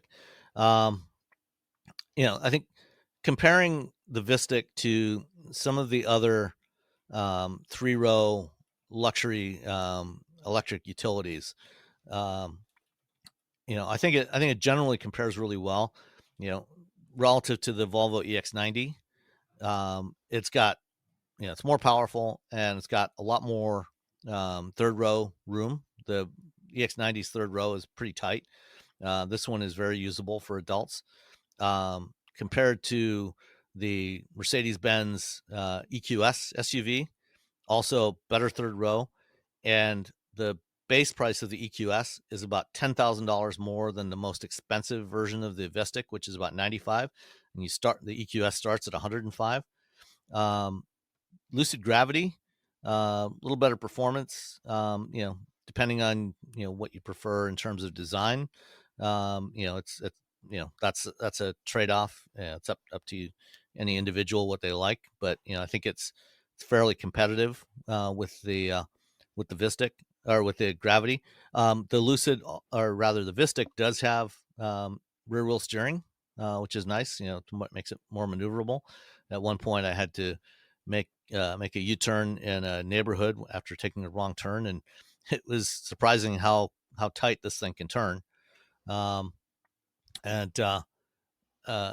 Even compared to something like a BMW X7, it is more affordable. Offers better performance, and is arguably better looking, I think, than the X7. So it's if you're looking for a luxury 3-row electric SUV, I think this one is really competitive with what's out there in the marketplace today. Cool. Good job, Cadillac. Yeah, I think Cadillac's doing a good job with their EVs, although, the Escalade IQ is just stupidly large and heavy. I haven't driven the Escalade. Otherwise, I feel like I'd still like to see people look. I still think people look at Cadillac a little bit as like granddad's car. I know they've gone a long way to changing that, but I still think there's a little of that there. Yeah, no, that's even though fair. It's not anymore. But I think there's a little bit of a hangover from that. Yeah, no, that's true. It's absolutely come a long way. This is not something, this vehicle, and the rest of the current Cadillac lineup, having ridden in some of those, granddad Cadillacs, growing up, I can definitely say that, this is not that kind of vehicle by any stretch of the imagination. Beyond the badge, there's no relationship between, these modern Cadillacs and there's really not. They're so drastically different, but I still wonder. It still feels like it's a very I don't know. I feel like do you feel like they've hit their stride in terms of people seeing them as what they are, not what they were? I think they're on the way there. I think they're definitely in a better place than they were, 5 or 10 years ago, or 20 years ago. Yeah. And I just saw some stats. I guess there's they were just talking about conquest sales for the EVs. Yeah. 80% of customers buying electric Cadillacs are coming from other brands. Okay. So, if they're pulling in, competitors to buy their electric SUVs, that's a good sign. Yeah. Now, will anybody trade in their, Bentley or Maybach or Rolls-Royce to get a Cadillac Celestiq? That's another story. But, for the rest of their EVs, for their 4 SUVs now, I think, they're very, very competitive in their respective market segments. That's good. I agree. Yeah. I mean, that seems to make sense. I think they're getting better. The cars are fantastic. The public just has to realize it. Yeah. All right. Let's move on to Honda. Honda had an event in Japan last week. Their CEO was speaking, and they're, as as should be no real surprise to anybody, they're slowing some of their EV plans. They still want to. They're still launching a bunch of new EVs with the 0 Series and the Acura RSX starting in the fourth quarter of this year. Those are moving forward. They also have their partnership with Sony for a Fila, and that's going to be built towards the end of the year, beginning of next year. But like a year and a half ago, they announced a big, like $11 or $12 billion investment in their operations in Canada to build a battery plant there and to retool a factory to build EVs, and also a joint venture for cathode materials processing there. And all of that is being paused for the time being. They're not saying they're canceling it forever, but they're pausing it for now because they don't see enough sales to justify that investment at this point in time, and especially with what's going on with tariffs. Yeah, it's like you're like, it's, again, companies really like consistency. You give them chaos, and they're like, whoa, whoa, whoa, they're going to pull back on everything because they don't know what's going to happen between this week, next week, tomorrow, next hour. It's not good for any companies, big or small. No. Yeah. I don't think it's surprising. I think a lot of companies are having to do the same thing. And the challenge always, especially in the auto industry, it's not like they have a 1-year development cycle. Things are in progress so far ahead of time. It's hard to slow down that ship and change direction, but they do. Yeah. But in the near term, they're following the same strategy as Toyota, with putting more hybrids into more cars. And apparently they're planning to add hybrids to the Passport, Pilot, and Ridgeline in the What's near crazy future. is that Honda knows there is a desire for an EV because the Prologue sells really well. Yeah. So they know that there's a hunger for it, but it's just like, okay, well, we had plans to build a battery factory here, but now we can't really. Can we do that? Should we not do that? What do we do? Okay, fine. Just put some hybrids out. Let's just it's sort of like batten down the hatches and hope for the best at this point for a lot of automakers. Yeah, I mean, across their current hybrid lineup with the CR-V, the Accord, and the Civic, at least in North America, the CR-V, I think, is now like 56% hybrid penetration. And my guess is when the next gen CR-V rolls out in a couple of years' time, it'll probably follow the same path as RAV4 and just go 100% hybrid. Same with the Accord when they redo that. And I wouldn't be surprised to see CR-V do that. And, like the Prelude, when they launch that, that's going to be hybrid only. So I think they're going to follow the same path as Toyota and, increasingly go hybrid only, at least on their volume models. Yeah, just till things are hopefully figured out at some point, whenever that is. Yeah. Okay. Previously, we've talked about getting out of cars that have electromechanical door latches, like Teslas, but also a bunch of other cars. If the vehicle loses power after a crash, because there was a couple of different crashes where people died when they couldn't get out of Teslas because they couldn't figure out how to open the doors. So apparently, some people have started to install ripcords in their rear doors. So basically, putting a little handle with a tag attached to the emergency door release in the back seats, because those are often the most hidden, the back door ones. In the case of the Model 3 and Model Y, they are buried at the bottom of the map pocket on the doors. Underneath, there's like a rubber trim cover, so you got to pull that up, and then the release is underneath that. And so some people have started putting little things in there so that people can find it and see it and find it in the event of a crash and get the doors open. Why can't we just have mechanical doors? Just like I do. That would be too easy. I had a, so when I got the Model X in for review for the first time, it was part of a trip. First I wanted a Model X, then they were like, well, we're gonna go to see the Gigafactory opening. I'm like, well, give me a Model X for that drive. And they're like, hold on. And then they decided to give everyone a Model X to drive to Reno from San Francisco.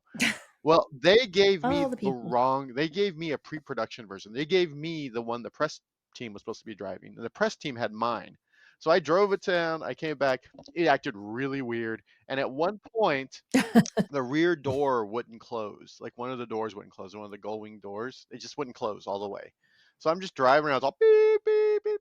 And I end up to like try to figure it out. I had to like dig under the carpet, pull some stuff up just to find the latch. Because and let me find the mechanical latch. Maybe that'll get this thing to close. And I remember like going through all this just to find this latch. And I'm like, well, this is just not a good thing. Yeah.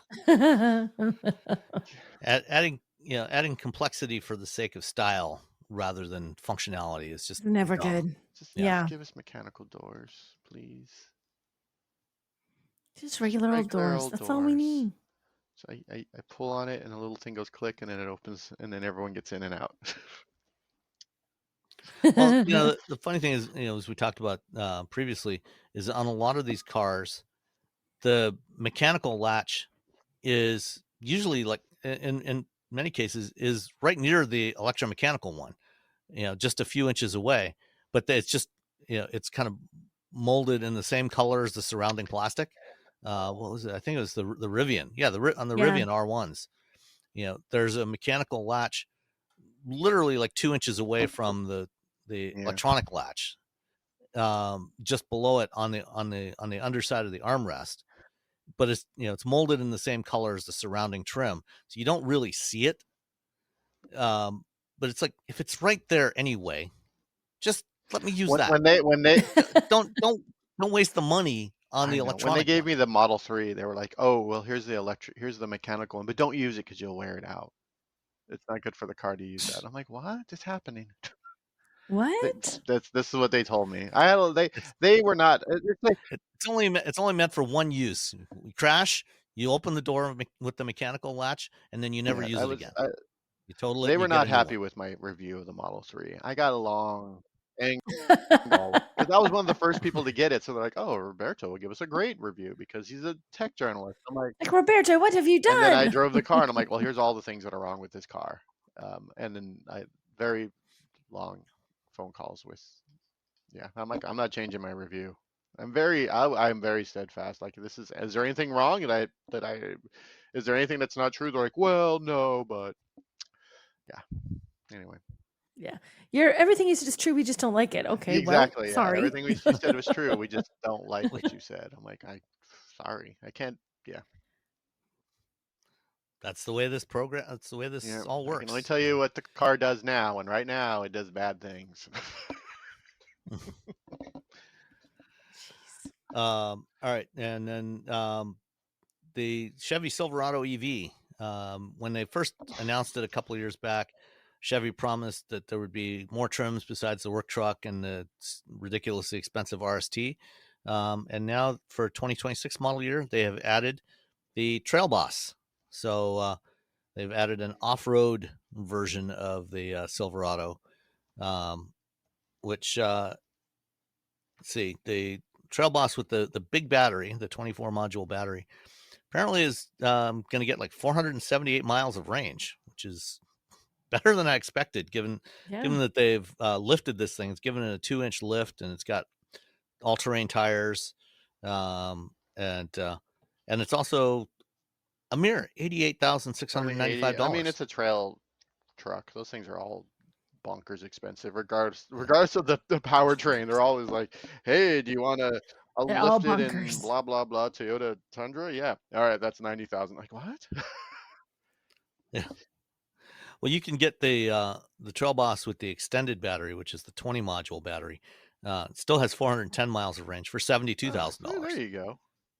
Just I will tell you. I think I said this when I had the Silverado, is that Chevy needs to do a better job of telling people how much this truck costs. Because when I had the LT, I had a man come up to me. He's like, "Did you buy that?" I'm like, "No, I write about cars." He's like, "You know, they start at $100,000 because that's when they first came out, and that has stuck."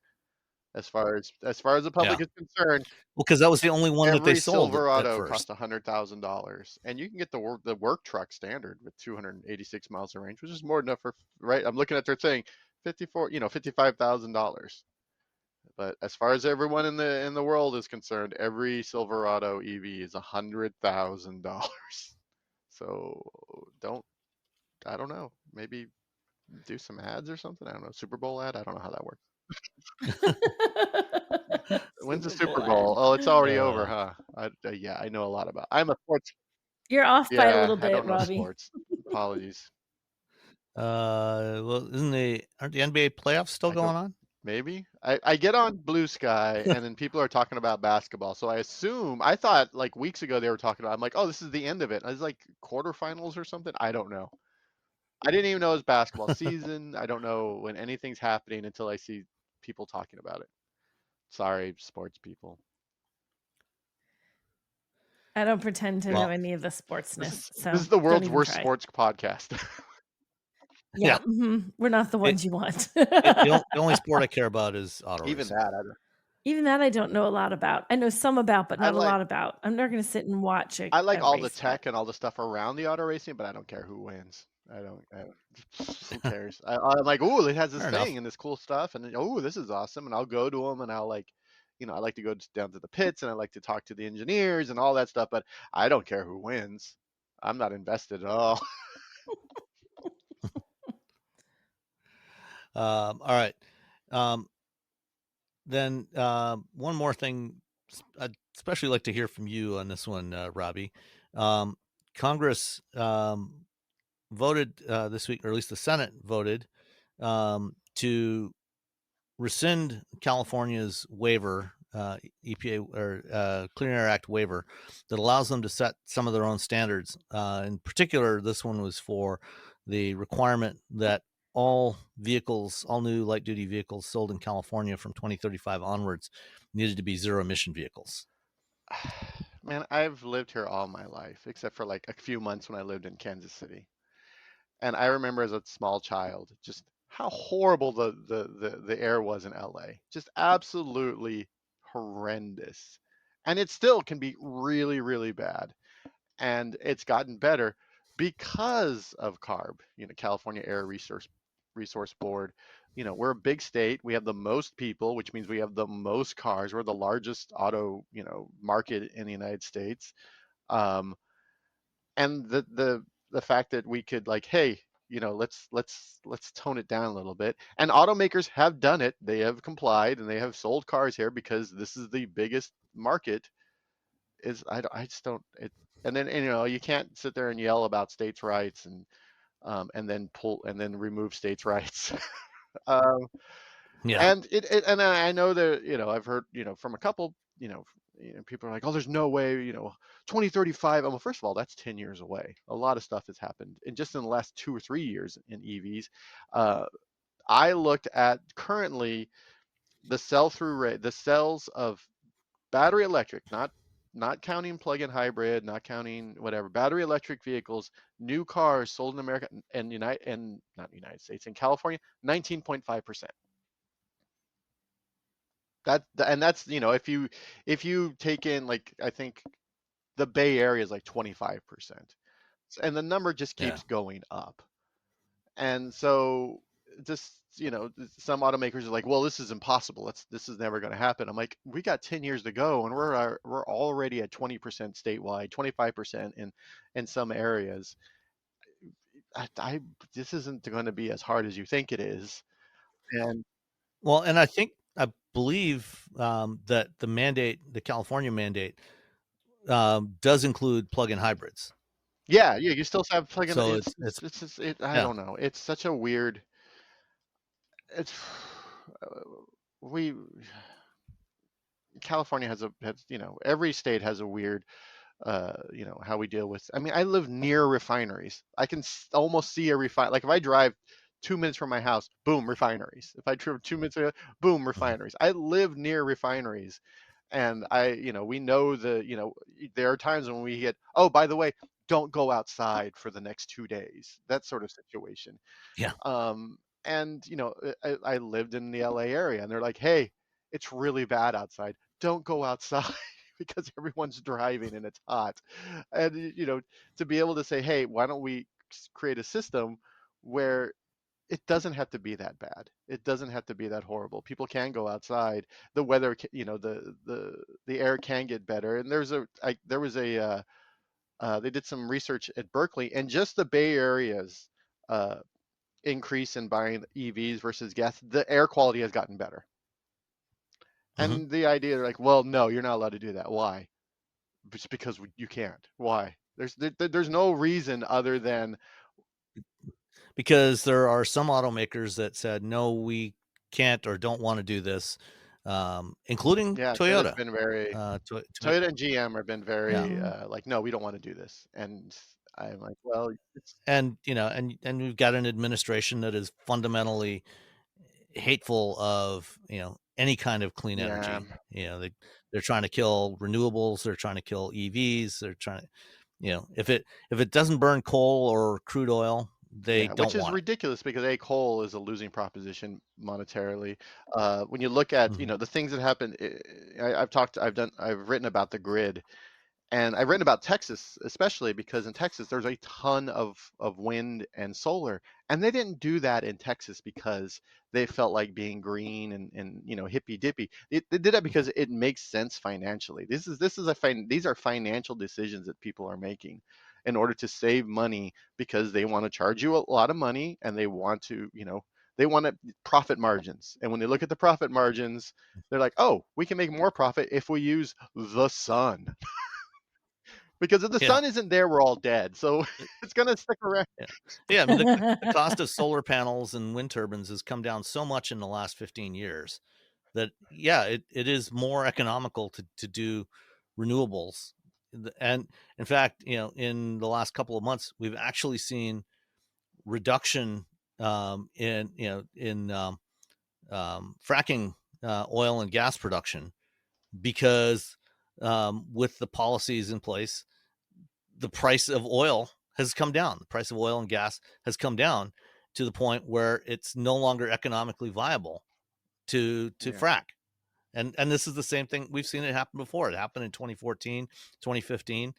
So there is a floor for oil prices. We are never ever going to get back to $1 a gallon gas. It doesn't. It's just not going to happen. I don't understand. I don't know. I know that the administration really hates California. I mean, they put things in. They're just like, oh, and also we're going to punish California for this. In the like, what? I'm like, fine, whatever it's disappointing. It's depressing. It puts a lot more people in harm. It makes the air worse for folks who live along, freeways. I live next to a freeway. And so, that's my penance for telling people to buy cars. But I live next to an interstate, and I don't know. I can't. It's just mean spirited short-sightedness for the sake of being mean-spirited and short-sighted. It doesn't make any sense financially. It doesn't make any sense for people's health. It doesn't make any sense for the environment. And it's like, well, we can make more money off these gas cars right now, and we can continue to do it. And dealerships, like, we can make more money off cars breaking versus EVs that, like, have 3 moving parts, so they're less likely to break. Mm-hmm. So I don't know. It's you sort of, we've depended on this for a long time. We have our smog. You have to take your car in to get smogged to make sure your car isn't, like, just destroying the environment every time you drive around. And they're like, no, you're not allowed to do that. I'm like, what? You can't yell about states' rights and then remove states' rights. That's all I'm saying. All right.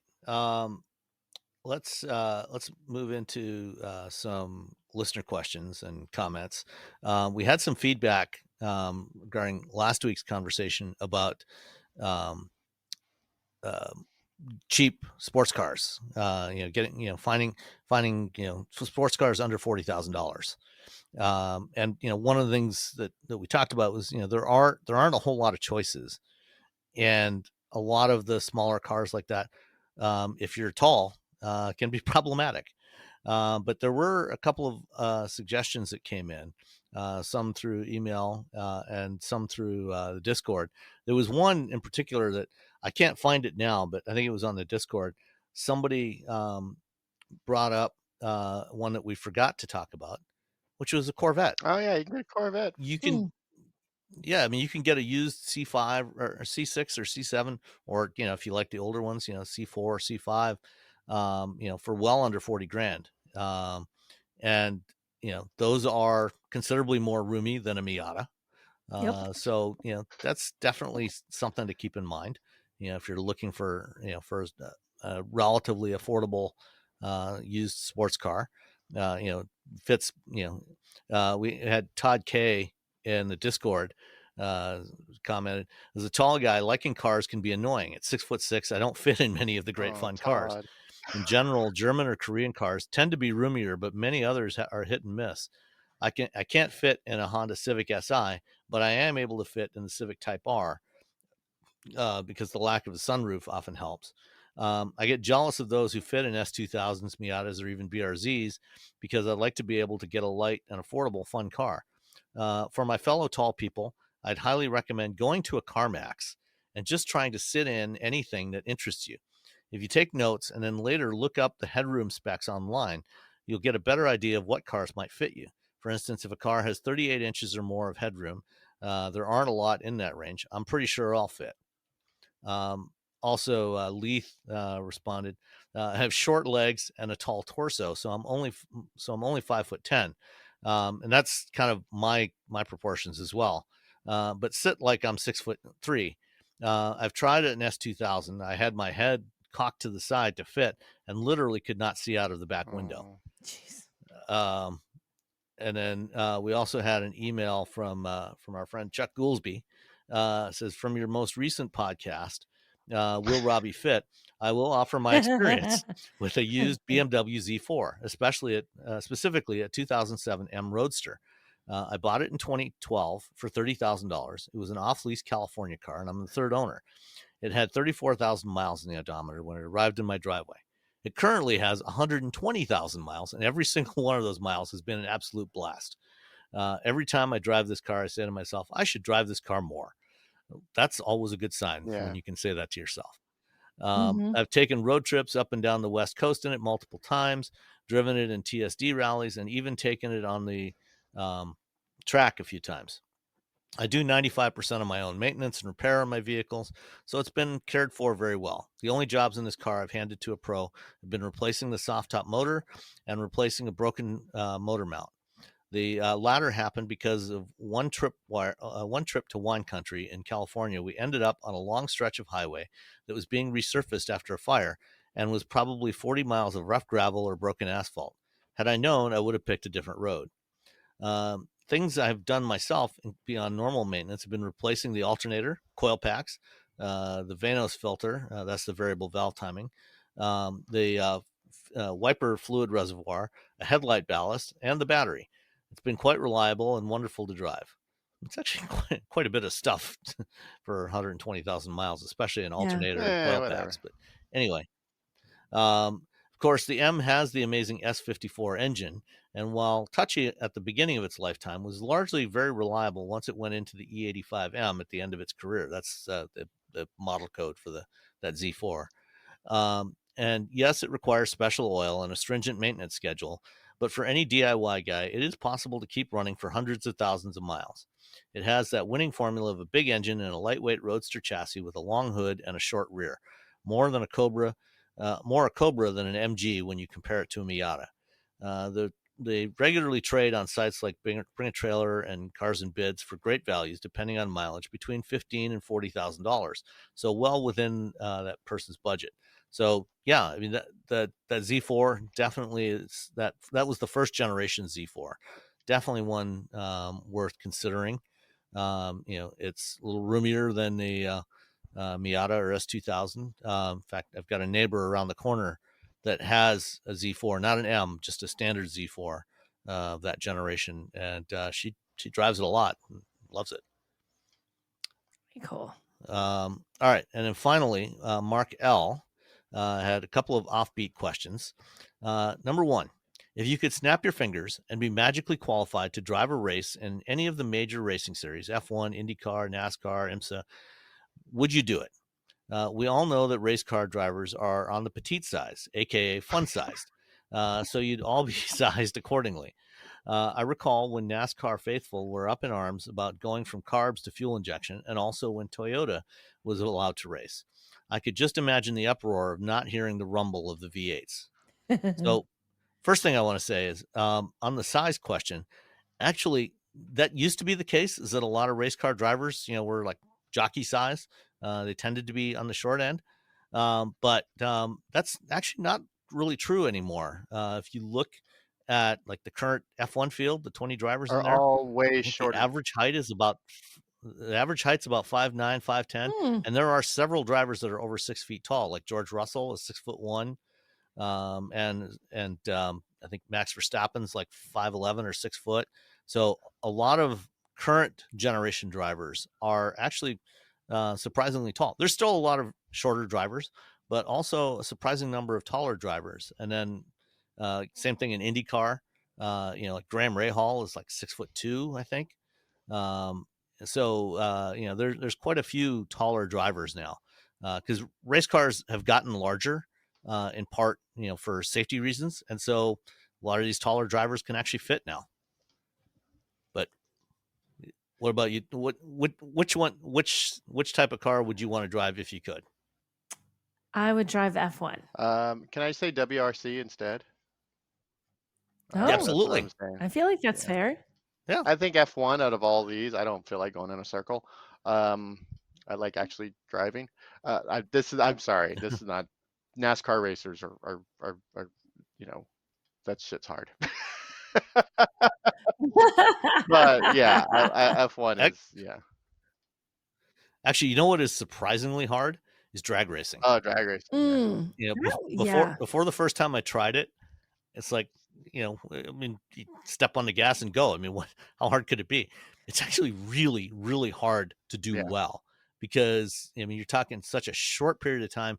You've got to have like snap reflexes. I've done it. Not something I would want to do professionally, but for me, it would be sports cars of some sort. Something like IMSA or World Endurance Championship. Although rally would be a lot of fun too. You get to jump the car, you get to go sideways, you get to roll the car, you get to hit trees. I mean, what's not to like? You got a friend in the car to tell you which way to go. Yeah, that's a very good point. You get a friend. You got a friend. You get a friend. You get a buddy. Come on. All right. And then question number 2. Do you envision a world where any of the above mentioned series switches to 100% electric? I know F1 has their Formula E, but would F1 proper ever migrate over? Lastly, beyond going electric, what about racing by remote control, as in taking the driver out of the cockpit in harm's way like in a video game? I don't see. I think when you think F1 doesn't need to go electric. The amount of like, if you think about, all the biggest like environmental impact is all the moving around. It's not the cars. Mm-hmm. So let them have gas Mm-hmm. engines. I don't see, and then driving remotely, it's not the same. Like I am horrible at those sims. I am Yeah. absolutely horrible. I don't play I feel them like it's because I know I'm bad at them, but every time I get in one of those sim like racing like systems, because I can't feel the road, I don't have like the sort of like the entire cognitive body experience. I'm just like running off the I'm road. terrible I'm too. slamming into things. I can't, On yeah. the road, I'm In fine. any of those racing sims, it's like, oh, have I ever driven a car before? Like I'm terrible at them. But I could see how something where people did race real cars from afar out of the car as a separate thing, not replacing something, but as a separate skill. Because I don't think it's a separate skill I set. think they should have racing sims, but the cars are really small, like little RC cars. Like just like RC cars, we have that already. They have Robbie. to sit in the sim instead of just having a little controller and they can see it. They have to sit in the sim, so the little tiny RC car has little cameras, and so we can have them race through people's houses, like through a McDonald's, like just a lot of like crazy ideas for tracks. That's my dream now. I think that's actually the way they should do the Monaco Grand Prix now, because modern F1 cars are so large. Modern, if you compare a current generation F1 car to one from the 1990s, they have grown so much that, the Monaco F1 race is basically just a parade now. It basically comes down to qualifying. I was looking at the results earlier, and the top 10 were basically the same order that they started the race in. There's no room. Yeah, there's no room to pass. So I love your idea, Robbie, of having smaller cars and have the drivers, because you can't really expand the track. So there's no room to expand anywhere in that city. So, have smaller cars and have the drivers drive them remotely. They could be quarter size, Brilliant like idea. 125 scale cars. 125 scale. 125, not one. Yeah. Anyway, they can be smaller cars, like little quarter-sized cars, and they could race them. And then they're just they're just gonna slam into each other like nonstop. It's gonna be like a Rock'em Sock'em Robots race, but it's still gonna be cool because they know they can't hurt anybody. Yeah. So for some of these older narrow tracks, perfect idea. Otherwise, I want to see the drivers in the car, and or put them in carts. Just put them in carts. They all grew up kart racing. Just put them in carts. Yeah. You don't really need F1 to go electric because you do have Formula E, and the other series, most of the other major series are hybridized. F1 is hybridized. The cars today, are faster, but they're also like 50% more efficient. They're almost 50% energy efficient, which is way better than any production car. These things are, they're running for a couple of hours at a time, every couple of weeks. They're not using, they're not polluting very much. They're not using a huge amount of energy. Like you said, compared to moving everything around the world, that takes a lot more. That has a lot more environmental impact. But that's one of the interesting things that Formula E does, actually. So Formula E, at the beginning of the season, all the teams pack up all their equipment that they need for a race weekend, the cars, spares, all their computers and everything else, all their tools, into a couple of containers. And those get shipped out by boat to the various venues. And those don't come back to the race shop until the end of the season. So they go from one track to another. Whereas in Formula One, a lot of the stuff, unless they've got back-to-back race weekends, a lot of the stuff will end up going back to the shop, in between races. And a lot of other series, they do that as well. So Formula E, they take the shortest route, from one venue to the next, and then, they just send the people out. And, if they need some additional spares, they might send those out. But that's, they're trying to do what they can to minimize the impact of the whole series, not just what's going on the track for the race. I mean, and you think about like NFL, like, all those people driving to the places, Major League Baseball, all those people driving to the place. Maybe like most sporting events they're not environmentally great. I think one of the cool things that San Francisco did is they didn't pay for the stadium for the baseball team. They're like, no, we're not paying for that. But also they put it next to public transportation, and then they just increase public transportation during that time, and they tell everyone, take public transportation. There's like, you can park down there, but it's a bad scene. But everyone just gets on the, you just get on a train, and the train takes you right there to the park. Everyone gets off. Yeah, it's pretty, So it sort of reduces it, and it also reduces the insane traffic that's going to happen.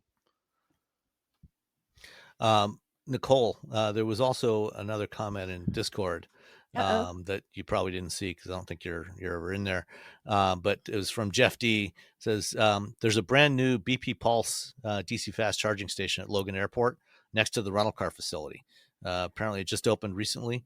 Oh, really? Yeah. So Steve from Plug and Play EV and Corbin, the Ioniq guy, have covered it recently. So if you're driving the Wagoneer S to the airport, by the rental car station. Okay. Yeah. I'll have to look. I didn't know that was them. Not normally the rental cars like in a different, I mean, I know where they are, but it's like, I don't normally drive by that way because I'm not really renting a car here, but I will check it out. That's good to know. Yeah. Okay. Cool. Thank you. So, while we're in Texas this week, Nicole and I sat down with some executives for some interviews, and we'll be putting those out over the next couple of weeks. Patrons already have them. So if you are supporting us on Patreon, thank you so much. And you've already got these interviews. But for everybody else, the first one up here is Cooper Erickson, who is the head of product planning for Toyota North America.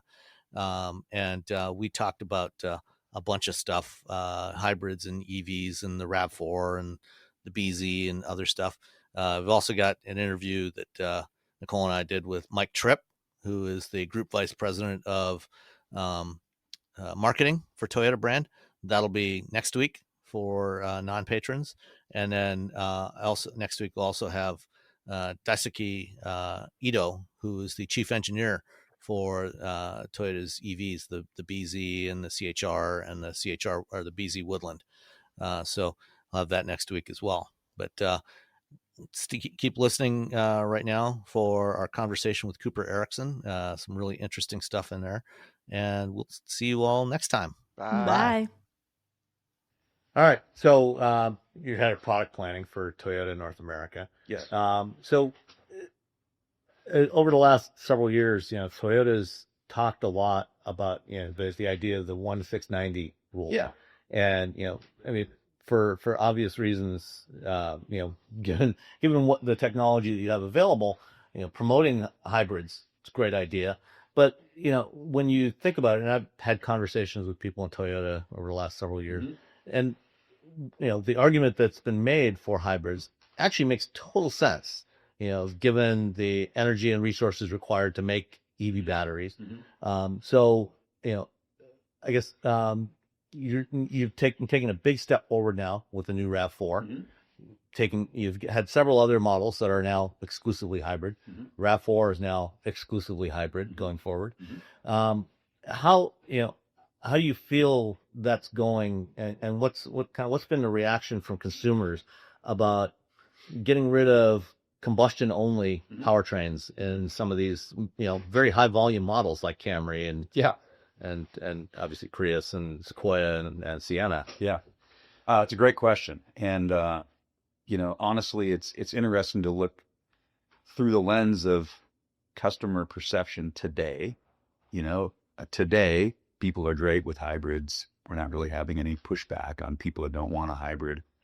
Do you have 1 in 1,000 that they don't want any electrification? Could that be? Yes, but there's many, many more customers that want a sedan that gets 51 miles per gallon, that's got good performance and it looks great and it's affordable. So the customers that want it way outnumber any fringe that might not want it for whatever reason. But what's interesting is the decisions that led to RAV4 being revealed last night took place 4 years ago, and what gave us confidence to make that decision is a decision that was made 8 years ago when we made Sienna 100% hybrid. That was the first you know, going off of the Prius playbook of this is the only way the car comes is hybrid. We always had options. Yeah, it's got a hybrid. For a while there in the late 2000s, you were starting to expand the Prius family, into a family of vehicles. Yeah, and there was I think a school of thought back then that yes, the hybrids would be connected to Prius, and we'd have a Prius SUV and a compact Prius and a regular Prius. That thinking way changed when we decided to more mainstream the hybrid platform or powertrain and take that on other products. So then you started seeing it proliferating to RAV4 in 2014. So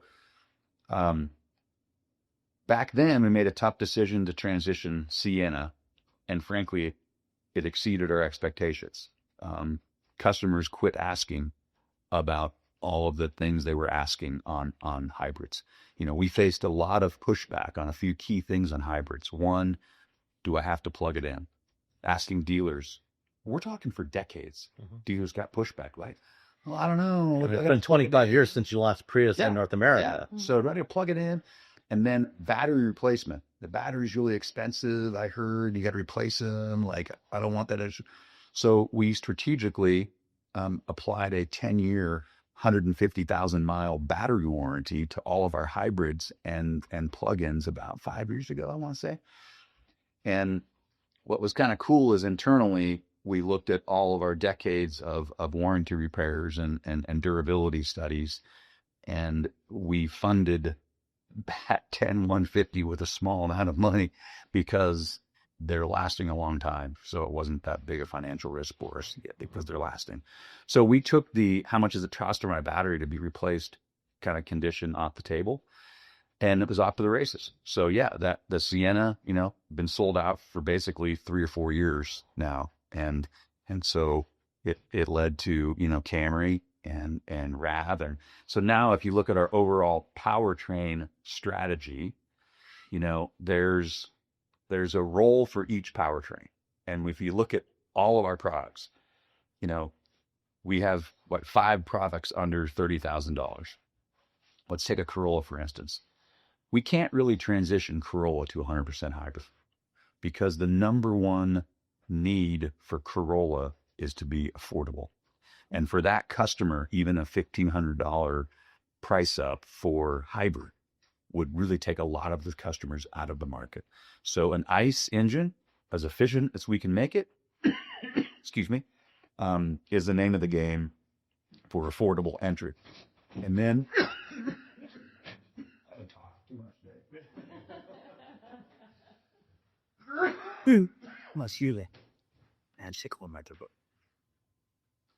and then on the far other side of the spectrum, there's some towing, heavy-duty truck capabilities that require an ICE engine.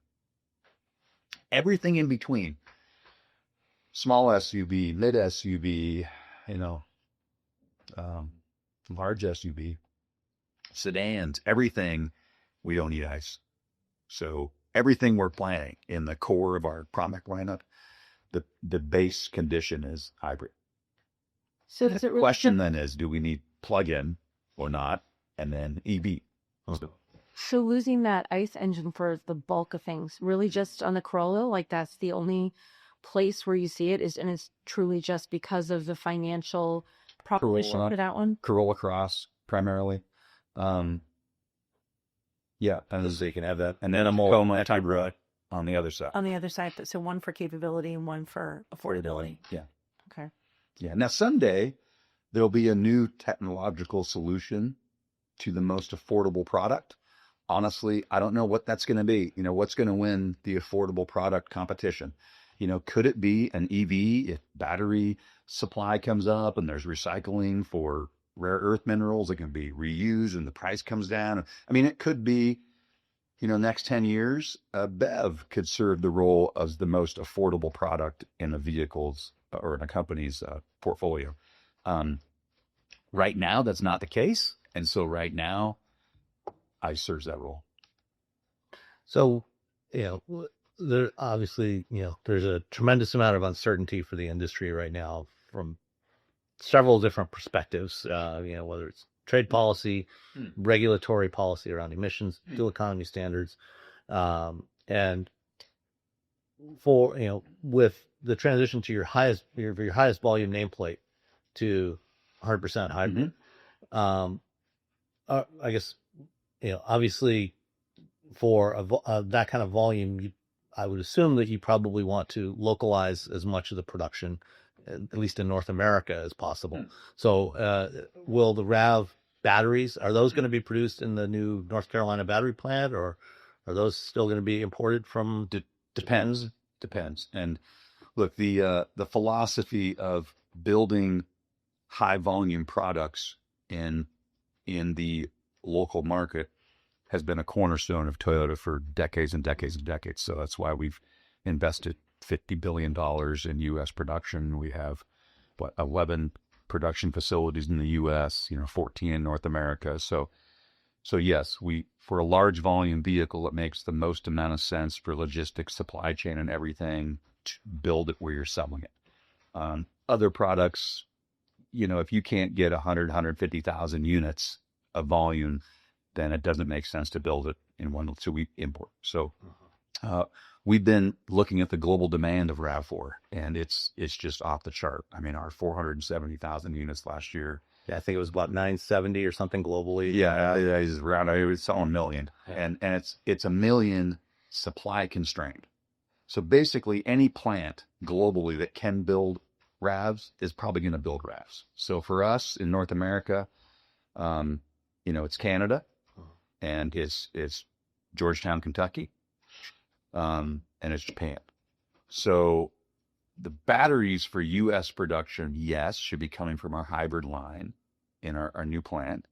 But PHEV batteries are Japan sourced.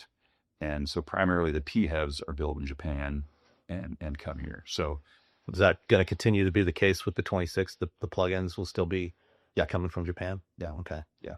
I mean, those things change over time as plug-ins go up in volume. Then you get that economy of scale that starts to make more sense to bring it here. This is not tariff-related activity. This is just the way we normally run our business activity. Yeah, it's just a matter of scale. How many plants are you going to have producing that particular variant based on how many you sell? Yeah. So I know since the RAV4, then called Prime, and now plug-in hybrid, was launched, it has been quite supply constrained. It's been hard for people that want one to get one. Is that something that with the 26 and beyond, will there be a greater supply available of those for customers that want them? Yeah, strategically, we're increasing the total volume of plugins. It serves a great regulatory benefit for us. It also, we recognize the demand from consumers for that technology. PHEV is very interesting, and not too many of the average person understands even what it is. But we've done lots of consumer research on this, and you get people in a room and what's your primary powertrain? EV, hybrid, or ICE, or somebody says plug-in. And then you say, okay, now we're going to educate you on these powertrains. Here's do you know what a PHEV is? Well, not really. So we educate. Well, the movement on EV doesn't move that much, but PHEV goes from to, oh yeah, like the acceptance rate of PHEV is up equal to or higher than BEV. People figure out, oh man, if I just plug it in every night, I can basically drive a BEV. Yeah. And then when I need to go to grandma's house, I've got a BEV with 600 miles of range because it turns into a hybrid, and the convenience. So it's almost like two cars in one, because remember, the vast majority of EV volume up to today, the last 10 years, has been sold to affluent households that have multiple vehicles. So you got options. You got your long range weekend, take the kids here. You got your commuter. That's fine. But as BEV volume increases, you'll have less of the affluent and multiple car households, and it'll need to start filtering into, I got one car, I live in an apartment, So these way of life things become more and more important. So having two cars in one, I can have a BEV, don't need to go to the gas station, And then I got my car for long trips and stuff. When people get educated on it, it's really good. So where you're trying it, or will you say when people get educated, they get it? And they're like, PHEVs are great. Aside from bringing consumers into a room and telling them and talking to them, how do you communicate that to consumers to get them to really understand that? Yeah, I think, so far our PHEV strategy has been pretty niche.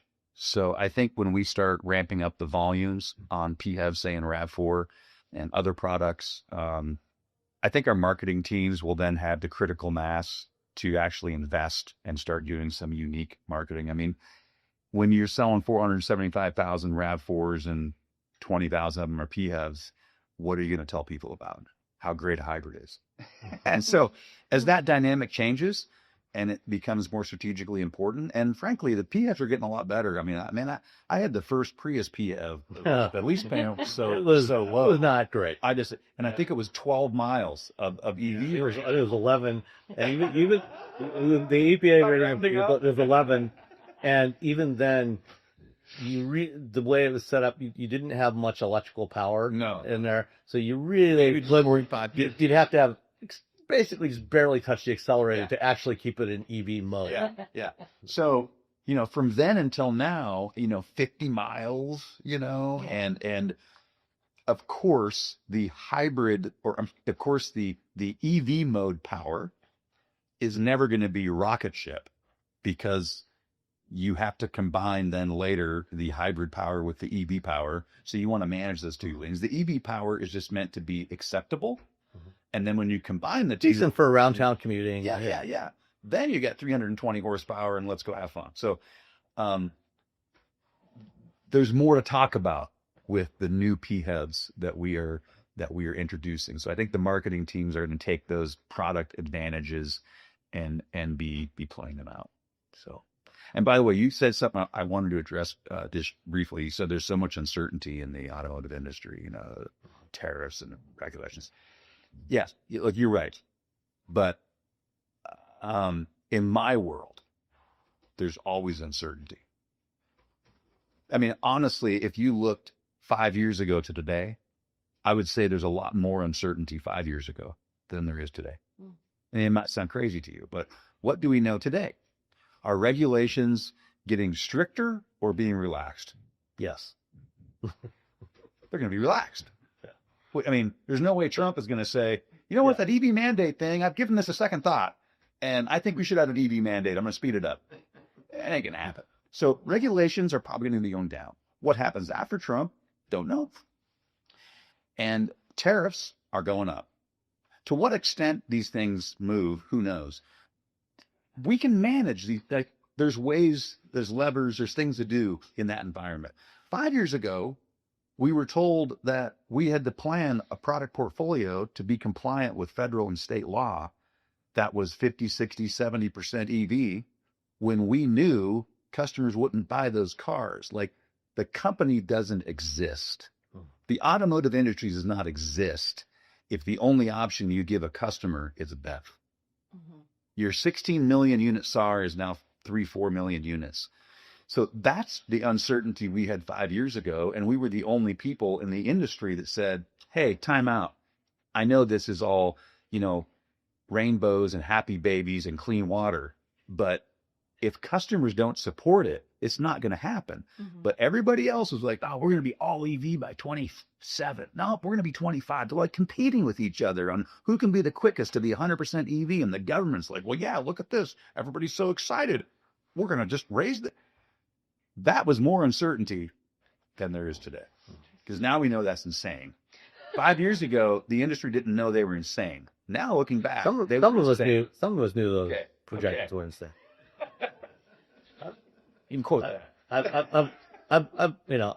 I was always skeptical of those claims.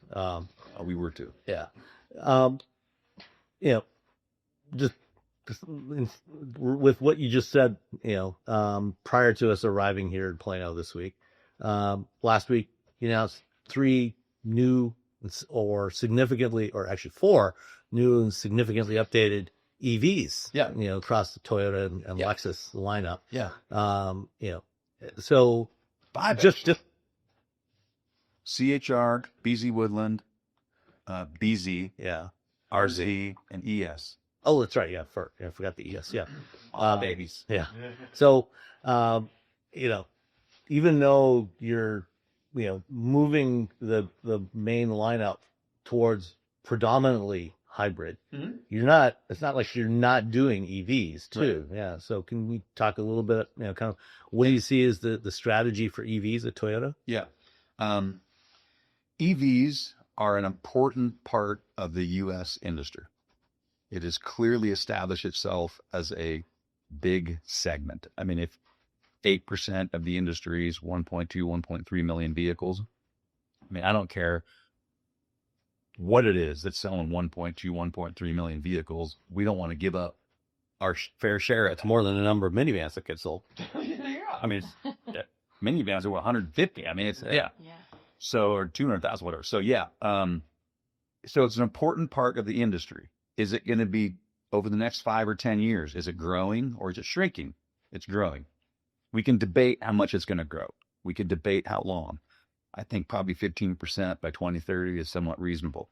There'll be continued efforts in infrastructure. There'll be better technology coming out from auto manufacturers that through engineering advances fixes customers' issues. It doesn't charge fast enough. It doesn't have enough range, right? We're fixing those things. So I think and our studies show that people that say, I want to buy an EV, when they go into the shopping world, they don't get deterred very often. They normally end up buying an EV.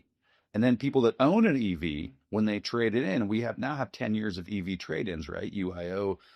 When they get a new vehicle, like 70 or 80% of the time, it's another EV. So there's tremendous loyalty to EV powertrain once you're in it. The bottom line is we were not as competitive as we should have been with our BZ and our RZ. And it was ultra competitive.